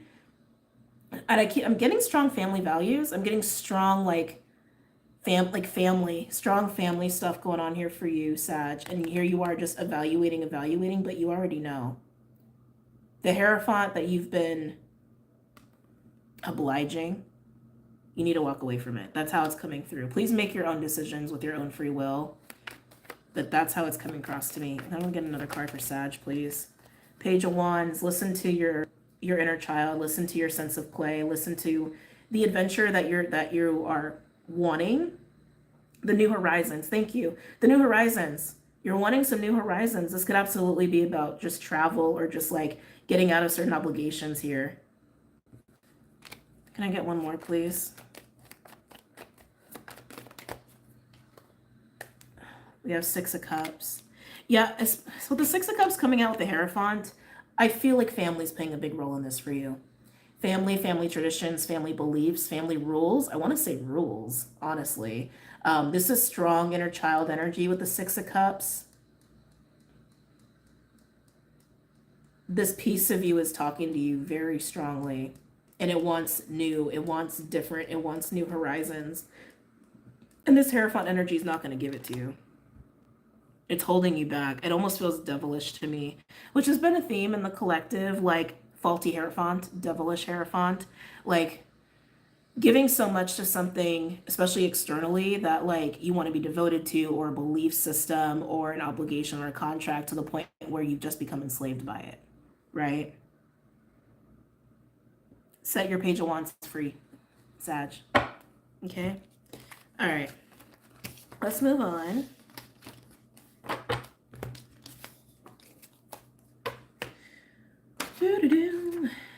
Let's see, air or water? Ooh, I feel you, water. I feel a little extra watery today. I don't know how that's possible, but water, you feel extra watery. Okay. Right, the Fae. Yeah, like water. Like normally to me, you kind of feel like a steady ocean. Today, you feel like a very active river. Okay. Oh, that just made me dizzy. I don't know why I did that. It's like, oh, sorry if you do that with your head, you can get a little dizzy. All right, water signs. Cancer, Pisces, Scorpio. What's going on for water signs?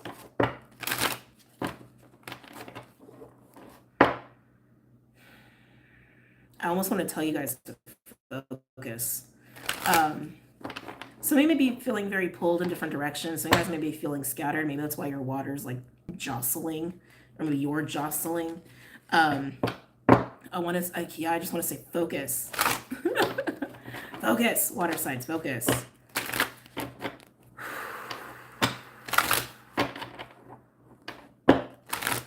Yeah, water signs. There's a call that I'm feeling for you, to relate to you, to calm, focus. Almost want to say to be more on top of like regulating your energy, maybe even regulating your emotions. I feel like maybe there's just a lot going on for you. Maybe there's a lot of chaos. It just feels like your water has been jostled, and it's about calming the water. Water signs, Cancer, Pisces, Scorpio. Penelope Dreamweaver. Ooh, water signs. Okay, this is gonna be a nice read. And Town the Poet, both very watery. Ooh, and even just being in their energy, I'm like, ooh, what is happening? What is happening? Yeah, water signs. Your water is getting jostled. But I gotta say, in some kind of exciting ways.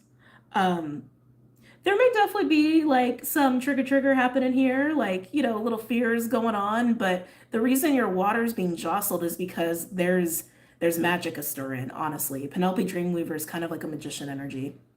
Town the Poet is a honestly, a seductive energy. And he also speaks of subtext and what's going on under the surface. But it's both of these together feel very I'm feeling the waters getting jostled, getting stirred, getting aroused. Some of this could absolutely be just even sexual arousal, but I feel like there's something stirring within you. I feel like you are getting ideas. I do feel like you're being pulled in different directions a little bit, but you are inspired first and foremost.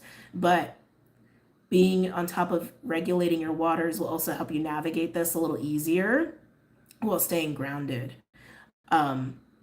It feels kind of like being pulled in by your own stirring of your waters, if that makes any sense. I'm sure to my water signs that makes sense. Yeah. Yeah, but there's inspiration here. There's inspiration here. Can I get a third card, please, for my water signs? Another communication card. Arvel the Parrot.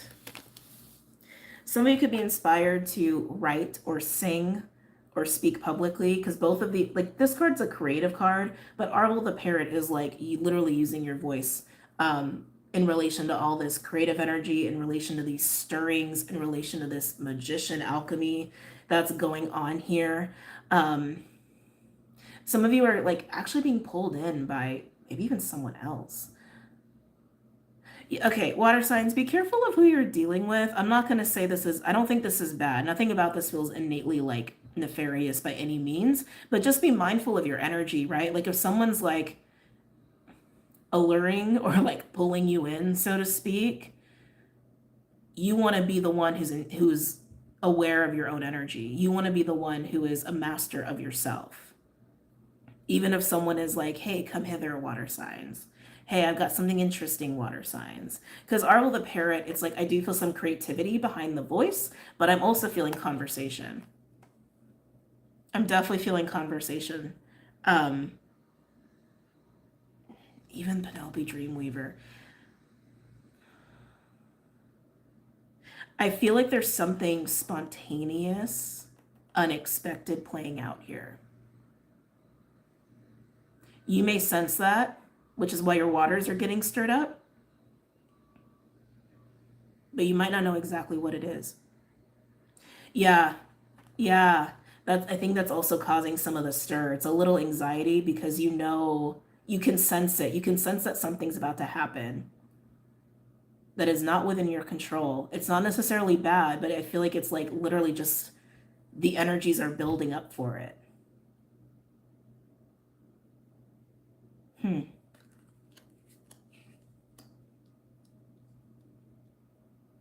Very interesting. Okay, let's get into the signs. Cancer.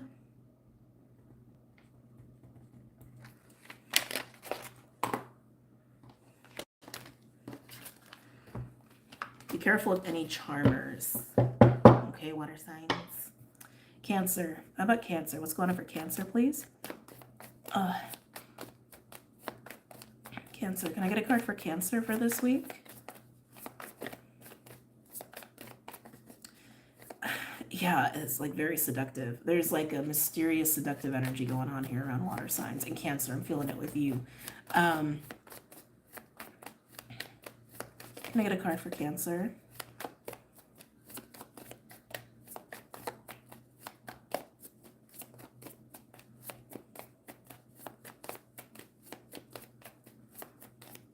It definitely has like a come play with me, come hither kind of vibe. Almost siren-like, actually, now that I think about it.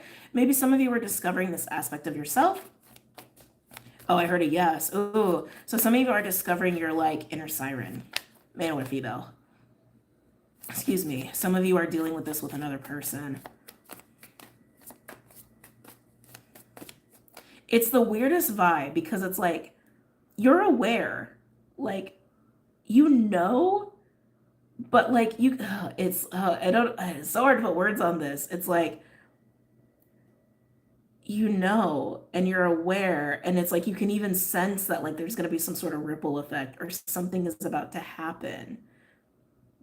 Excuse me. It's almost got this like little taste of danger or risk, but it feels very playful. Can I get a card for Cancer? Tiger. Tiger is a card of spiritual awakening. It's a very feminine card. She represents divine feminine wisdom. She's also my Queen of Wands card. She is passion. She is sensuality, ferocity, very sexual.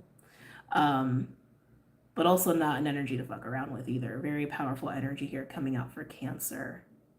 I keep getting, it's like, this is so like feminine siren-like, honestly. Cancers, I feel like there is a piece of you that you are uncovering, that you are learning about. Some of you are getting reacquainted with this piece of you, and it's seductive. It has vibes of like dark mother energy too, which dark mother is not a bad thing, but it's seductive, and it's like, it's this ability to pull in. It's this ability to attract. Can I get some tarot cards, please, for Cancer?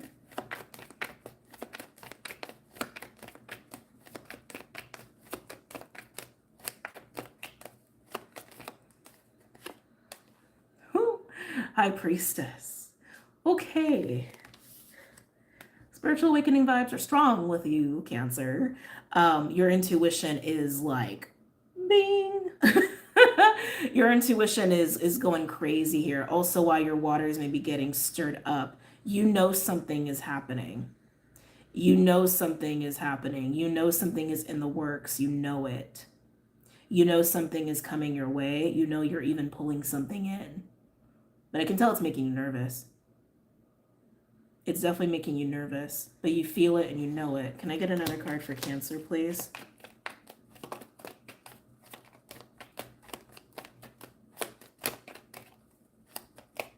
Whether you're a man or a woman, you're really in your feminine here.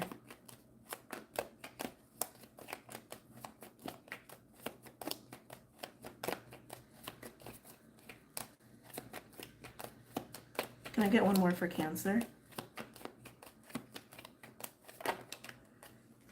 Let's see here.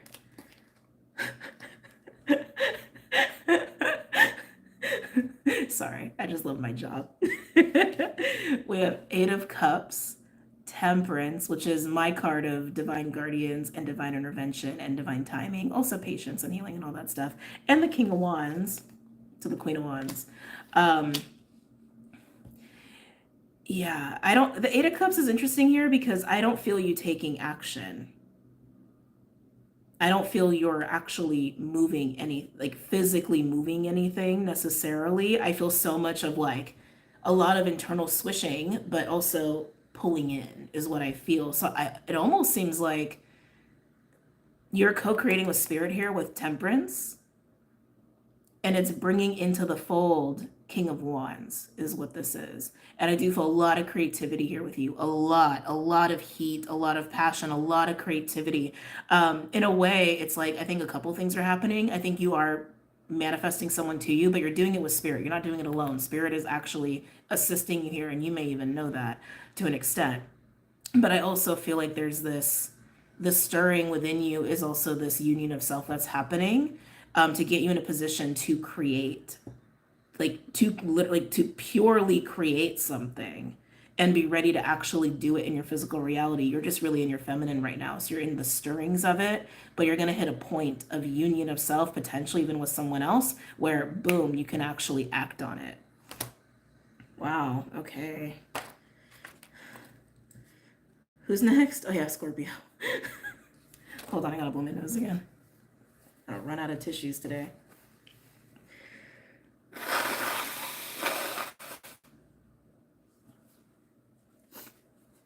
Hold on. Okay. Scorpio.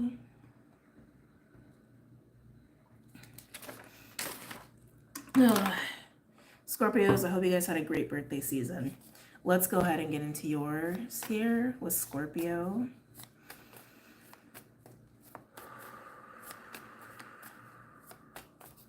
Oh, Scorpio, I feel like you're feeling a lot of different things. Like, Scorpio, I just feel this like ball of emotions with you. And when I say emotions, I know sometimes when we say emotions, we think, Emotions. It's not always that, right?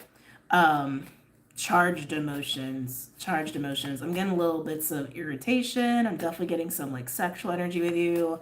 I'm getting a little anxiety. I'm getting a little like anger. It's like it's kind of all over the board with you. And I feel like it's like a ball. It's like this.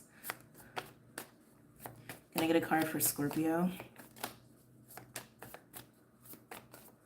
I'm getting Taurus, which is your natural counterpart, but you can have Taurus in your chart, obviously. But Taurus had this like volcanic, like getting something out, and it felt like they needed to like scream something out. I'm almost getting something similar with you. Like there's a ball of emotions that needs to be dealt with. Oh, well. That kind of says it. Scorpion is the card of holding on to shit. Okay? Holding on to shit.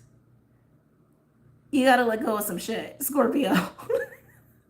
um, this ball of emotions, it's getting stirred up within you for some reason or another. And I do feel like, what signs have you already done? Earth and fire. I'm on water now. Oh, thank you. Thank you guys. Thank you for answering the questions. And it has to come out. It has to come out. And I do feel like they're stirred. They're stirred. They're definitely stirred, and it's got to come out. I want to get a second animal for you.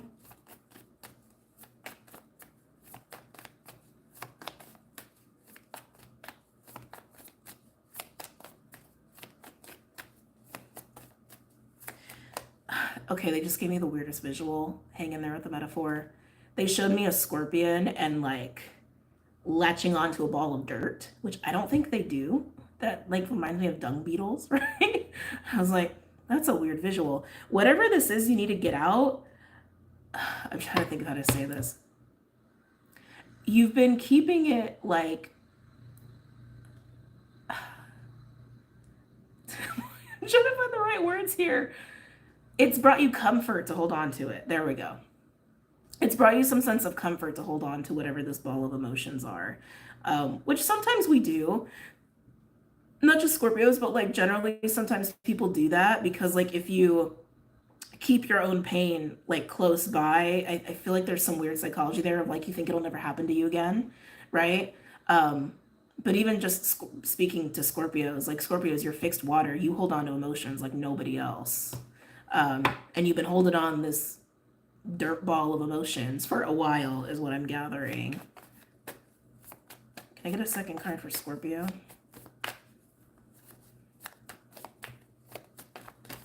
Can I get a second card for Scorpio?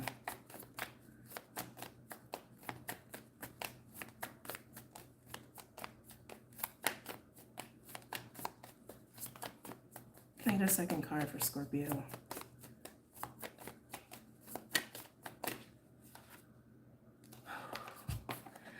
Yeah, you and Taurus, man. Bang. Wow. Yeah, there's something with you and Taurus. Again, you are the counterparts to each other, so I'm not surprised there's some sort of similarities happening. But Taurus also had an air card, but theirs was a throat chakra. This is just like, that's what this is. Hawk on the bottom. So Spirit's also really giving you a helping hand here. So Scorpio, whatever you end up releasing, holy crap, it feels like a bomb is going off. Like not in a way of like a ball of rage, but just like a ball of energy is how this feels. Firefly is usually an inspired card, like a spark of inspiration. There's something about letting go of these emotions that's like, yes, it's creating a lot of space, but I also feel like it's almost like blasting something open. Maybe blasting open your third eye. I was gonna say blasting open like some sort of awareness. Some sort of awareness for you that you've had a hard time accessing. Yeah, this could totally be your third eye. It's been blocking you. Yeah, it just needs to be said. It's been blocking you. All right. Can I get some cards for Scorpio, please?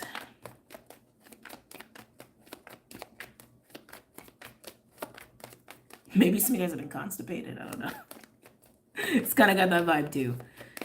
Like energetic constipation. Let's see. Tell Tell me more about Scorpio. Wow. Tell me more about Scorpio, please. Okay, Seven of Wands. Seven of Wands is a little bit of a defensive energy. It's Mars Leo. That's going to come up a lot for a while. It also can be a card of bravery and confidence, but I feel like this is you holding onto your ball, your dirt ball of emotions. I got to be honest. That's you holding onto your dirt ball of emotions. Okay.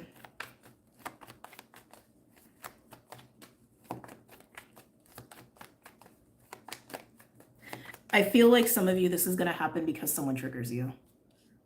And it's what you've needed. It's what you've needed. It's also reminding me of Capricorn a little bit, where like Capricorn's getting like some sort of truth that they like have been ignoring or like not able to receive. It's got a little flavor like that too. Anything else for Scorpio?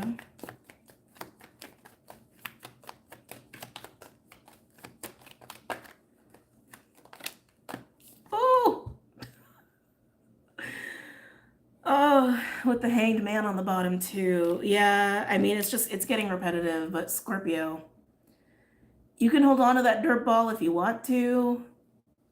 It doesn't serve you, okay?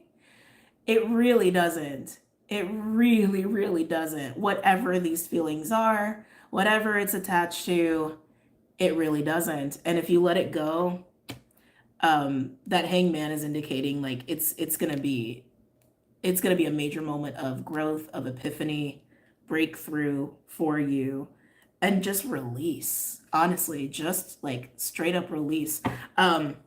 Some of you, sexual healing is going to be part of this, or can be. I'm going to say can be, if that's something that you partake in. And you don't need a partner for that either. You can do that yourself. Pisces.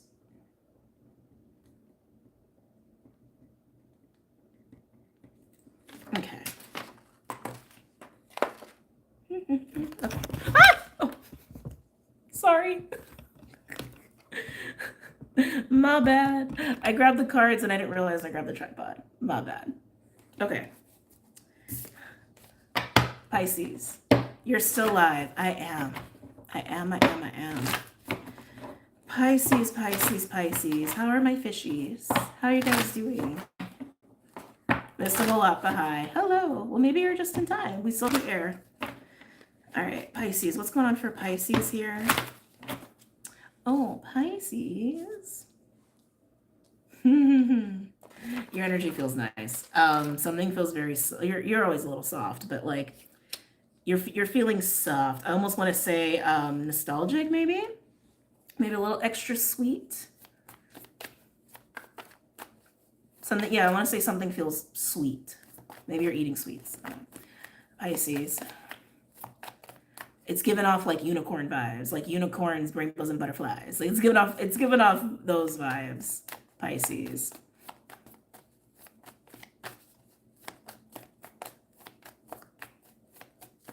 What's going on for Pisces? Let's see. Ooh, you guys have Eagle. Eagle is like the world card for me personally with this deck. It's a mastery of fire and air. It speaks of closing new cycles, opening new cycles, and it's happening quickly. I keep feeling a sweet energy with you though. Like something's making you feel like light and sweet and nostalgic. Can I get a second card for Pisces here? Watch the otter come out. It's kind of those vibes. Can I get a second card for Pisces? I want to say like an experience is over and it's leaving you feeling sweet and uplifted. Pisces, I almost feel like this week you're having the opportunity to nurture an experience or an environment. I want to say they're saying it's an experience of some kind. That maybe you thought you wouldn't have access to, or maybe you thought wasn't possible. It has that feeling of like the impossible is made possible. And in doing so, it's ending a certain reality or certain experience you've had that has been not so great. Yeah, whatever this newness is, it's sweet. It's sweet and it's lighthearted. I keep hearing the impossible is made possible. Ooh, we got dragonfly. Dragonfly is like is Ajna energy for me personally, but it's all about perception. Yeah, oh, the golden heart. The golden heart. The golden egg, it's the heart chakra. Yeah, Pisces, that's what I'm getting with you. You're having some shift in your reality, okay? Or your beliefs, and it's allowing for there to be more sweetness, more fantasy, but like in a very lighthearted, very, very yummy kind of a way. It feels really nice. It almost has this feeling of going from like pessimistic to optimistic. Yeah, it just feels good. It just feels good. So let's pull some cards for you. What's going on for Pisces here? Hold on, I need water.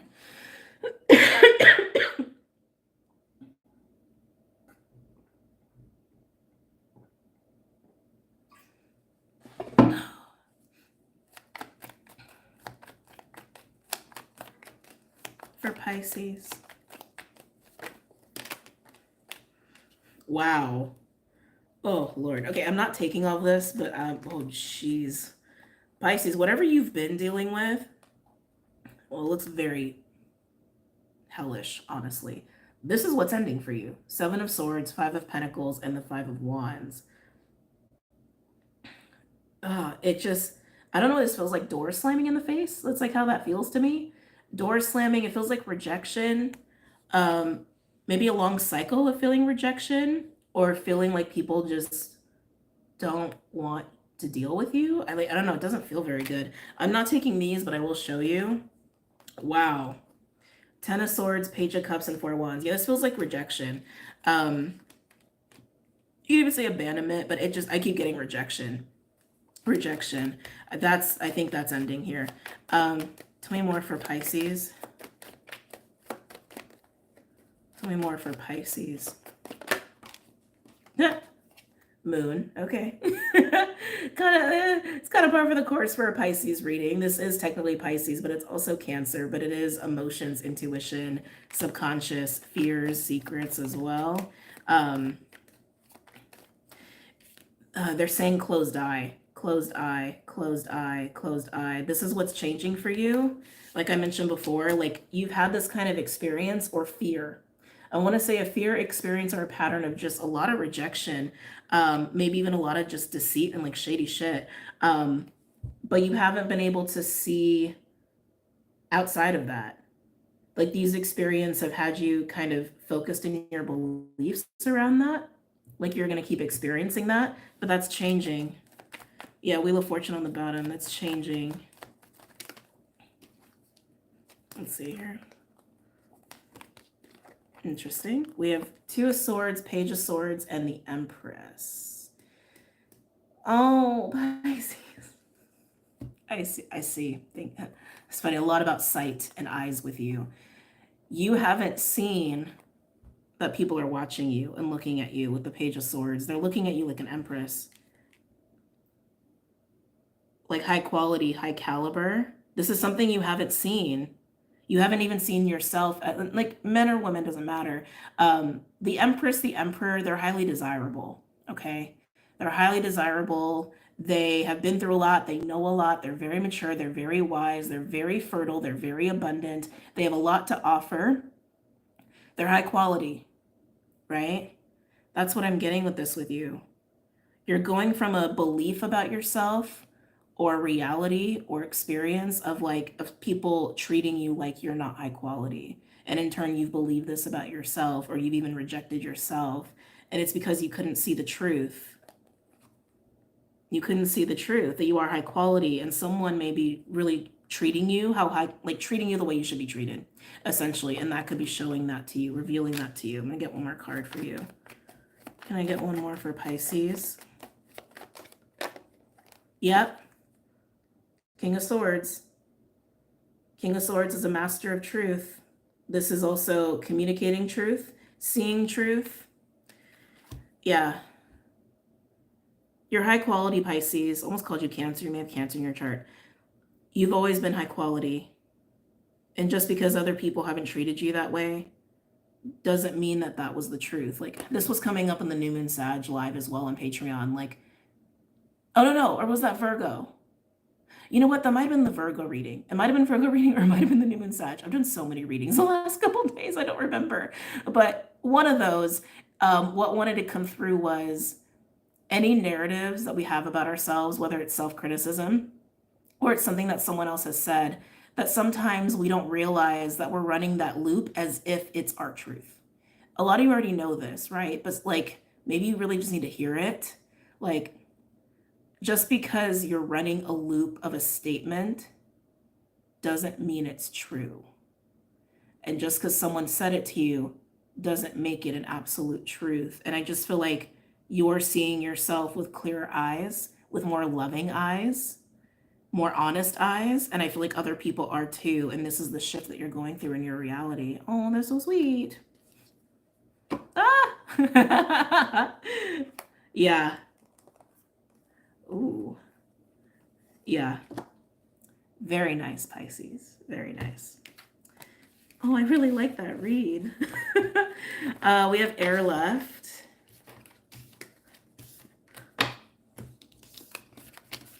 Okay.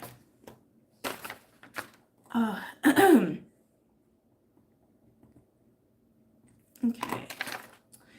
Air signs, last but not least. Exactly, Mom. Okay. Gemini, Libra, Aquarius. What's going on? Oh, I forgot.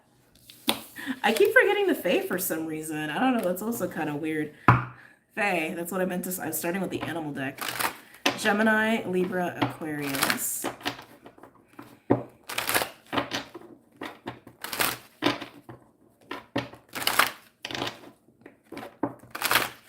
Gemini, Libra, Aquarius.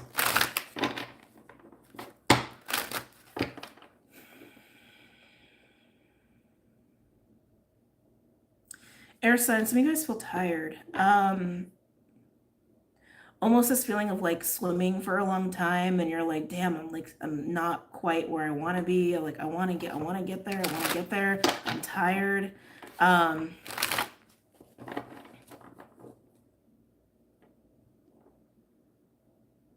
Okay.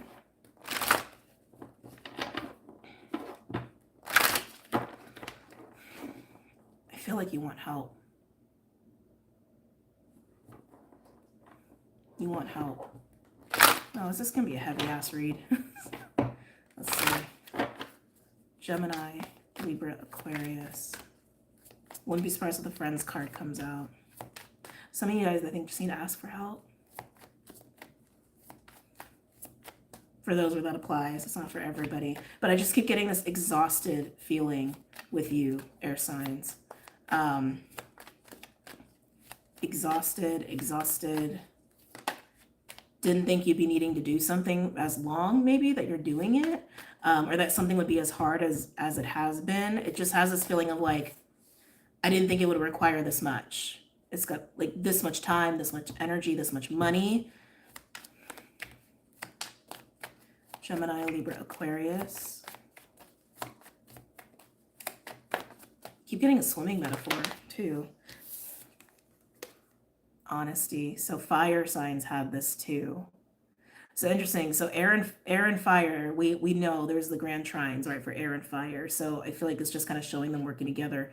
And what I mentioned before, if you're just using the timestamps, the way the trines are working together is definitely by way of interacting with other people and sharing information, is helping people to see themselves more clearly, see what they're really capable of, instilling confidence, giving ideas left and right, helping people get very clear on their higher callings and how to take action, all in their own skills and themselves, all of these things. And fire reading had someone being honest with them in this way, and then it caused them to take action.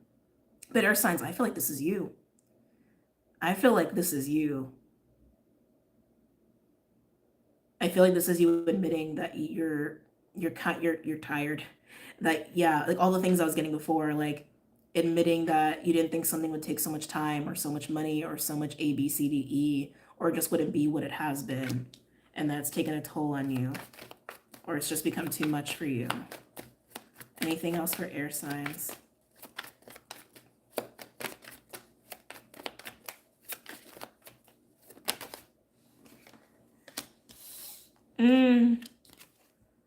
Journeyman. Journeyman is similar to the Fool card. It's pretty much self-explanatory. It's about, being on the journey or taking steps towards a new path or a new journey. But it also has a little bit of a flavor of the Friends card, right? Where there's also some support happening here. And I think that's what you're wanting. I think you just want more support and whatever you're struggling with. And then we have the Green Woman, who is very like fire, earthy, really speaks to having more of a playful, kind of like wild nature to life. This is so interesting. Air signs, some of you definitely are just like needing some support and needing some like allyship going on here. Some of you also just need to like play. Have a little bit of playmate time. Not necessarily sexually, but like, because I think whatever you've been in is not fun. Okay? It's not fun. It's not fun. And this, I feel like there's definitely this transition of like fun with other people or people helping to lighten your load. That's what it's looking like. Okay. Let's see. I have endless optimism, but damn. I'm not sure what that means, dirty work. I'm not sure what that means. I just signed up for therapy this week, so you're spot on. Oh, good. I feel like everyone should try therapy at least once. Actually, you know what? Dare I say, should it be mandated for everybody when they hit a certain age to just do it once? Not to find anything wrong, but just like to offer assistance, Replying to Anon. Oh, okay. Okay, Gemini. We're gonna do Gemini first. Gemini. Gemini. What's going on for Gemini? Don't know I want to sing with your energy, but I do. Gemini. I'm hearing the word achy. Achy. Achy. Yeah, Gemini, this is interesting. I want to almost like rub my chest or rub my heart a little bit. Almost like your heart is achy. Maybe you're missing something, missing someone. Maybe you're just missing fun. Well, we do have dolphins showing up. Dolphins very fun. Yeah, Gemini, I feel like you're missing fun, and maybe with some specific people or person. Can I get a card for Gemini? This achiness is so interesting. Because I know we use the term heartache, right? But this almost has like a quiver to it. Oh, well, the honesty card is kind of like that. There may be some more emotions going on in there that maybe you even realize. Can I get a card for Gemini? I'm getting otter energy. We'll see if it comes out. But otter is like 6 of Cups, 2 of Cups, lovers. It's monogamous partnerships. It's like the love of family. It's the love of tribe, but it's like love. It's very much love and play at its core. It's very soft and fun and ooey gooey.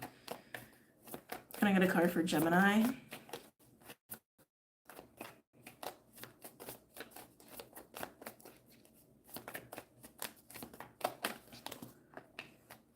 Really? Oh, I see. Thank you. I heard a scream. Peacock. That is so not what I thought would come out for you. And then they clarified, you're not showing this. That's why Peacock is coming out. Peacock can be a very beautiful card. It can be about literally beauty and fertility and all of that stuff. But it also can be a card of see, pretty distraction, pretty, pretty, pretty all day. Don't look over there. Don't look at what's underneath my feathers. And that's kind of what I'm getting with you. It's I feel like there's this, you don't want to show this yearning. You don't want to show this achiness. You don't want to show this, this want and desire for, it feels like 6 of Cups energy, to be honest. of play and connection, but it feels, if I keep getting emotion though, like there's emotion wrapped up in this, but you're not showing it. I mean, even the face of the peacock is very stoic, right? I think you're going to, honestly. I think there's going to be a moment. Keep in mind, Mercury is retrograde. All right. Let's see what we can get from Gemini.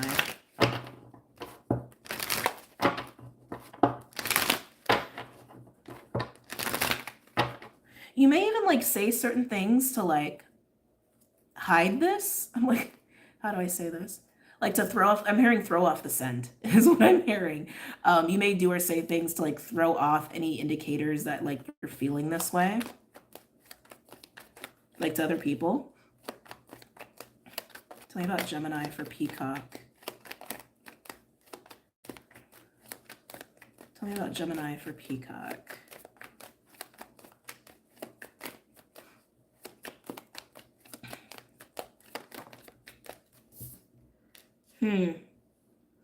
Queen of Swords, Libra energy. As I mentioned earlier, she's kind of like my minor arcana version of the High Priestess, the epitome of all versions of truth. Why is this coming out for Gemini? I feel like someone sees you. I feel like someone sees this. Some of you could absolutely be taking on this more detached presentation of the Queen of Swords in order to hide this. That absolutely could be true, but I also feel like it's coming out either way, and it might be coming out because someone sees right through the mask of the peacock. Tell me more for Gemini.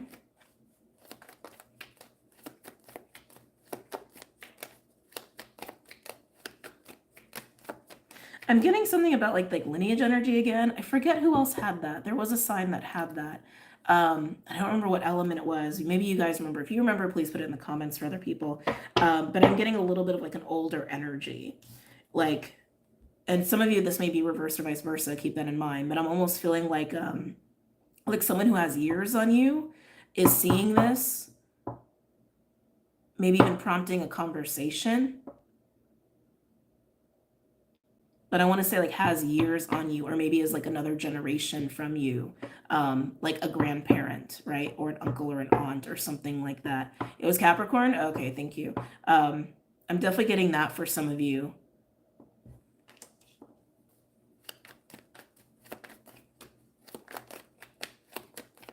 Tell me more for Gemini.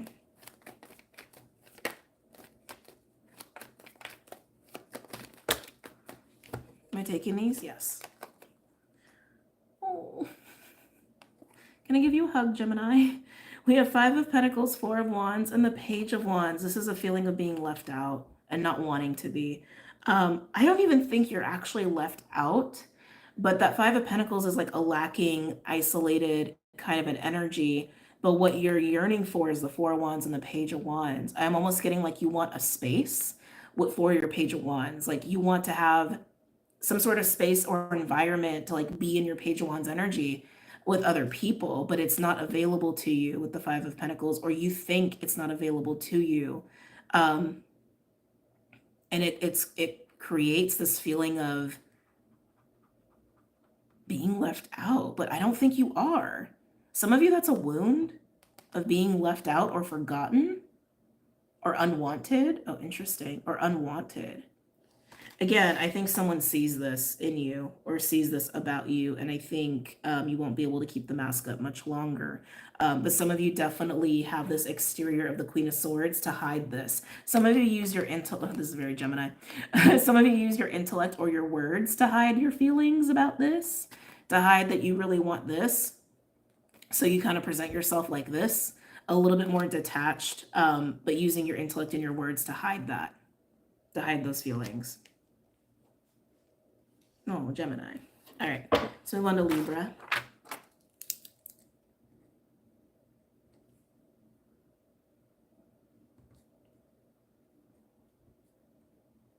Okay. Libra.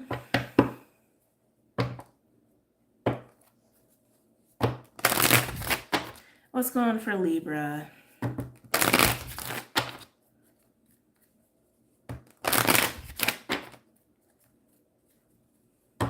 What's going on for Libra? Libra? I like, God, air signs. I feel like you're feeling the bluesy blues here. Why are you feeling the bluesy blues?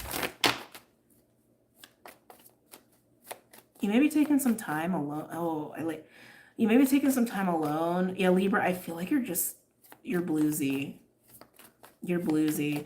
You may be disappointed. I think some of you may be dealing with a letdown here. Like disappointment and expectations. Something didn't work out. I'm just getting like disappointment, and I'm getting bluesy. Can I get a card for Libra, please?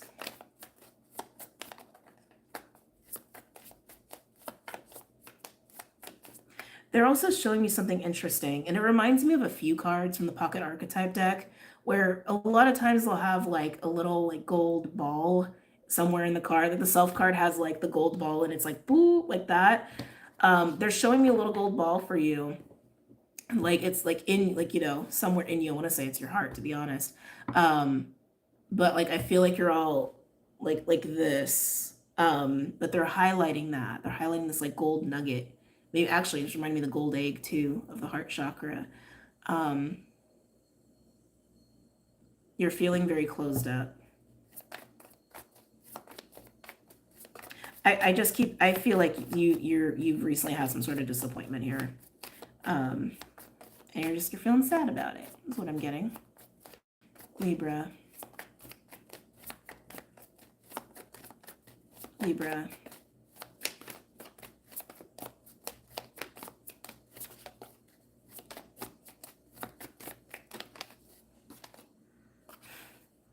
Libra, you're hiding. Raccoon. Raccoon is a mask card. So lots of mask stuff going on for air signs so far. It's a card of mask. It's also an animal that is akin to trickster energy. I don't feel any of that with you. I feel like you're hiding. I feel like you are hiding so hard right now. Some of you may be embarrassed by something. Can I get one more card for Libra?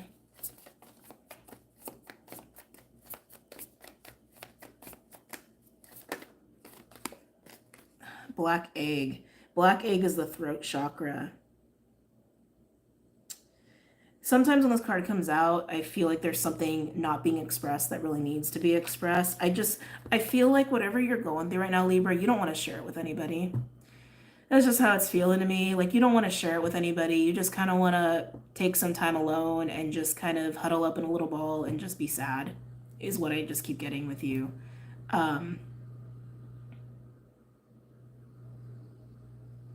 They're bringing my attention back to this gold ball.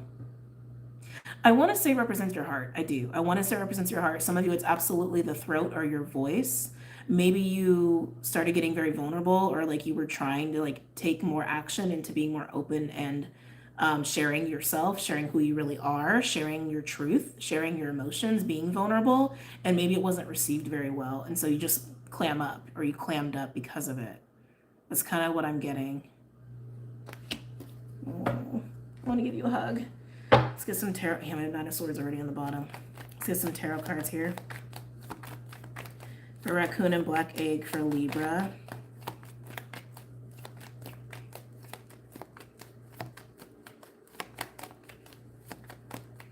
For Raccoon and Black Egg for Libra. Oh, that doesn't feel good at all. Page of Swords and Seven of Cups. I'm getting a few things here. It's like, I'm getting a little bit of like a spiral.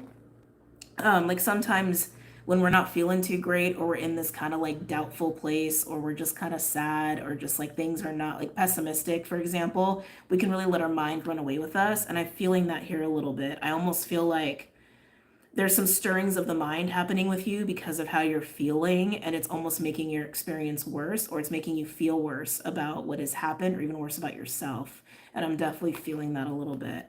I'm also getting like, if you've already done this, if you've already like shared and it didn't go well, or you're thinking of sharing something with someone or opening up to somebody, choose your audience. Know your audience. There you go. Know the audience you're choosing before you open up. I'm not saying to like don't trust people. I'm not saying that, but you got to know your audience, right? Of like what you're going to share and why you're sharing it. Again, intention happening here, but I want to say don't spiral too hard on yourself here, Libra. Okay? Anything else for Libra? Oh, 10 of Wands. I want to scoop you up and give you a hug and say, stop being so hard on yourself. And just say, stop it. Stop it. Don't do it. Don't beat yourself up. Don't beat yourself up, Libra. Some of you haven't done this yet. Okay, I feel like I'm getting a third group of you here. Where maybe you are thinking about like saying something to somebody, and it's hard for you. It's vulnerable, and it's making you crazy just thinking about it. That feels like stirrings of insecurity and fear, very similar to before, but like I feel like there's a third group where you're wanting to tell someone something, share something about yourself with somebody, and you're making yourself crazy with like all of the possible outcomes. Like, oh, it could go like this, it could go like this. What if they say this? What if they do this? Like, again, just like the stirrings of the mind. And it's making you just want to like hide. Libra, I'm sure whatever you want to share with people, I'm sure it's beautiful, because how could you not be beautiful? I just encourage you to, one, know your audience and why, and really tune in with why you want to share the thing you want to share. Okay. And if someone doesn't receive it, they're probably not your people, right? They're probably not your people. And I don't think you should be really hard on yourself. This actually reminded me of the Virgo reading. And shouldn't be so hard on yourself about it. It happens. It happens. That's also how you just like find out who your people are, right? Like when there comes a moment where like they highly disagree with you about something, or they think something about you is weird, well, now you know, right? And vice versa. That's how you figure people out. That's how you also establish relationships. Because like the more moments you have with people like that, where there is acceptance, they're probably your people, right? Yeah. Okay. Okay. Man.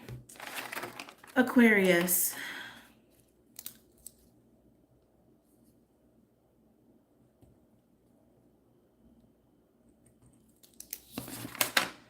Okay. I'm so glad I went live with you guys. I can't even tell you. So for those just using the timestamps, I really debated about going live because of all of what I was feeling. But I think that's also why I needed to do the live, because I feel like doing these reads, I feel like has helped the energy like move. So just happy to be here with you guys. Okay, Aquarius. Maybe they're like me, and then sometimes they aren't. And what the fuck did I just tell them? I'm getting better at it though. I get it. I get it. Like I can get very excitable myself.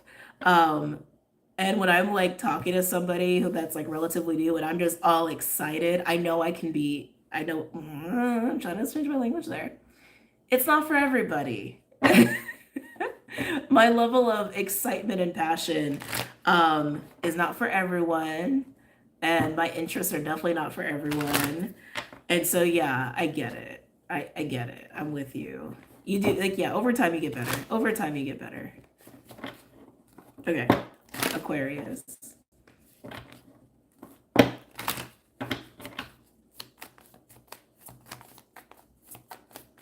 Aquarius. Can I get a card for Aquarius, please?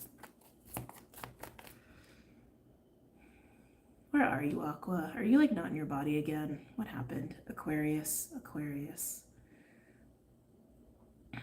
You may be off in contemplation. I feel like this was sometime in the last like month where I was doing either the weekly or the sign readings, and Aqua, you feel like you were very much not in your body. Or maybe it's the ADHD. That can absolutely happen. The oversharing can happen for sure. Also been there with my own neurodivergence, but Aqua, let's come back. feel like you're off in contemplation. I do. What are you contemplating? You feel very quiet. You may be taking a lot of quiet time. Can I get a card for Aquarius? Oh, this is why you're contemplating. We have Earthworm. So Earthworm is kind of like the 0 point. It's the beginnings of something totally foreign, uncomfortable, and new, and different. This is something you're dealing with this week. And I think this is why you're taking extra time for yourself to adjust. I think that's a good thing. I think that's a very good thing. Let me get one more. There's something else going on here. Can I get another card for Aquarius, please, with Earthworm? Ooh, Spider. So Spider is co-creative energy. It also speaks of networks. Okay.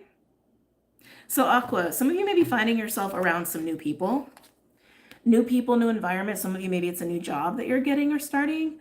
I definitely feel like there's a lot going on around you in whatever this newness is. And I do think that's why you're taking time to adjust. You need time to adjust to this. I also feel like it's requiring you to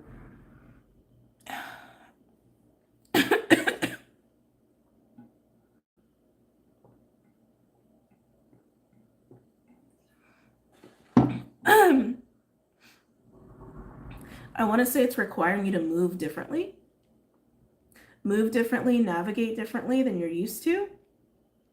Something about the movements, behavior, approaches, feels very social, feels very, very social, and it's very uncomfortable. It's very out of the box for you. Tell me about Earthworm and Spider for Aquarius. Some of this could just be something creative, but I feel like it's like a new work environment or like a new friend group or maybe like a new, location, but I'm just feeling a lot of social components. Tell me about Earthworm and Spider. The Sun. Yeah, this is something totally new for you with the Sun being here. The Sun is new beginnings. And I do think you're happy about this. It's just a... Sorry, I got disconnected.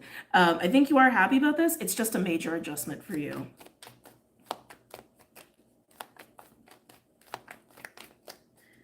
I'm trying to think of an example. Like maybe, you know, before you were like working from home and now you have to like work in an office, right?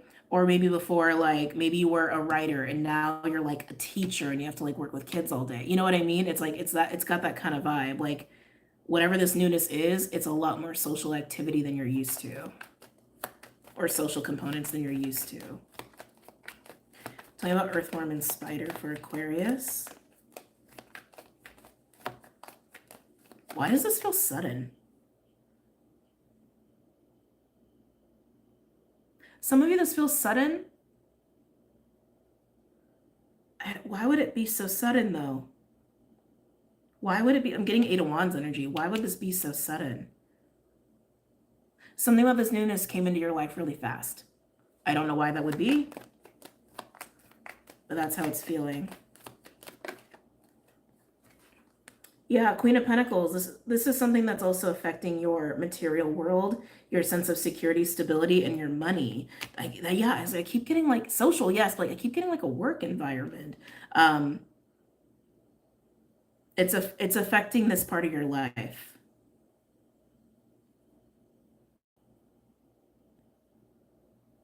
There's something funky here. Because even with the Sun and the Queen of Pentacles, the way you're receiving it, the way it comes into your life feels very, very fast. Yes. Oh, why did the color change? Well, that was weird. It was like purple for a second. The way this comes in, it happens very fast and you want it and it's exciting and it's new. It makes you happy, but so uncomfortable at the same time, and has some sort of influence on your money / work / feelings of stability, material stability. Maybe you're watching kids. I don't know why I keep coming back to kids. Can I get a third card for Aquarius, please?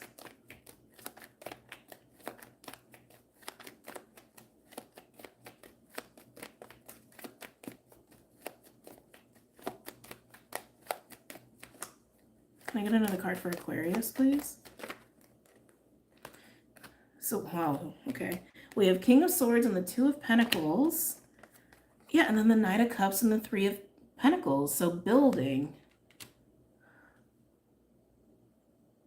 The Knight of Cups and Three of Pentacles, I feel like this is the offer. I feel like this is how this comes into your life. It's being handed to you. It's being offered to you. This is very specific. This is very, very specific, Aqua. It's very, very specific. It's delivered to you. It just keeps like coming back to that over and over and over. It's being handed to you. And then King of Swords with the Two of Pentacles, this is you deciding, but I feel like you choose it. I do. I feel like you accept it, but it just feels very fast. And maybe the pace is making you uncomfortable too, but you're being asked to take on a new role or to act in a way you haven't before, or to like move, behave, like adapt to other people in a way you haven't before. I just keep getting it's very uncomfortable.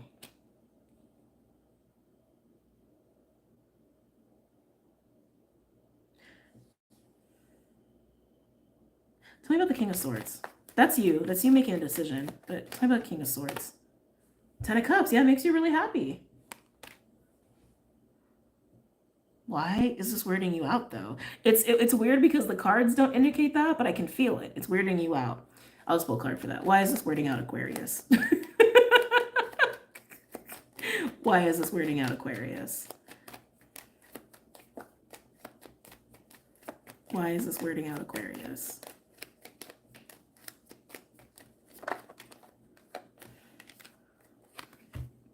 Aqua, tell me, what's up? Is it weirding you out because it's like, it's exactly what you want? Is that why it's weirding you out? Ace of Wands.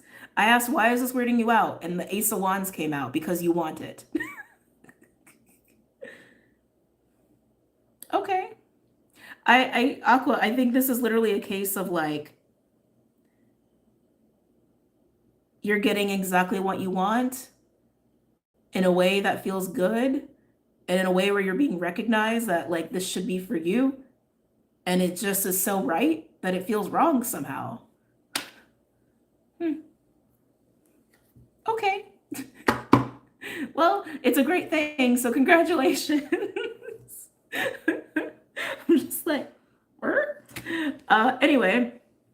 All right, so that completes the weekly. Thank you guys for hanging in there with me through my coughing and blowing my nose, and also just kind of being in a little bit of a scattered energy. So thank you for being patient with me, for those who were patient with me. I love you guys so much, and I hope you have an amazing week. Like I said, I'm going to try to upload that new moon Sag probably tomorrow, honestly, probably tomorrow. I need to like rest a little bit more. Yeah, and Virgo, Scorpio, Leo will post throughout this week. Okay? All right, guys. Love you. Take care. Have a great night.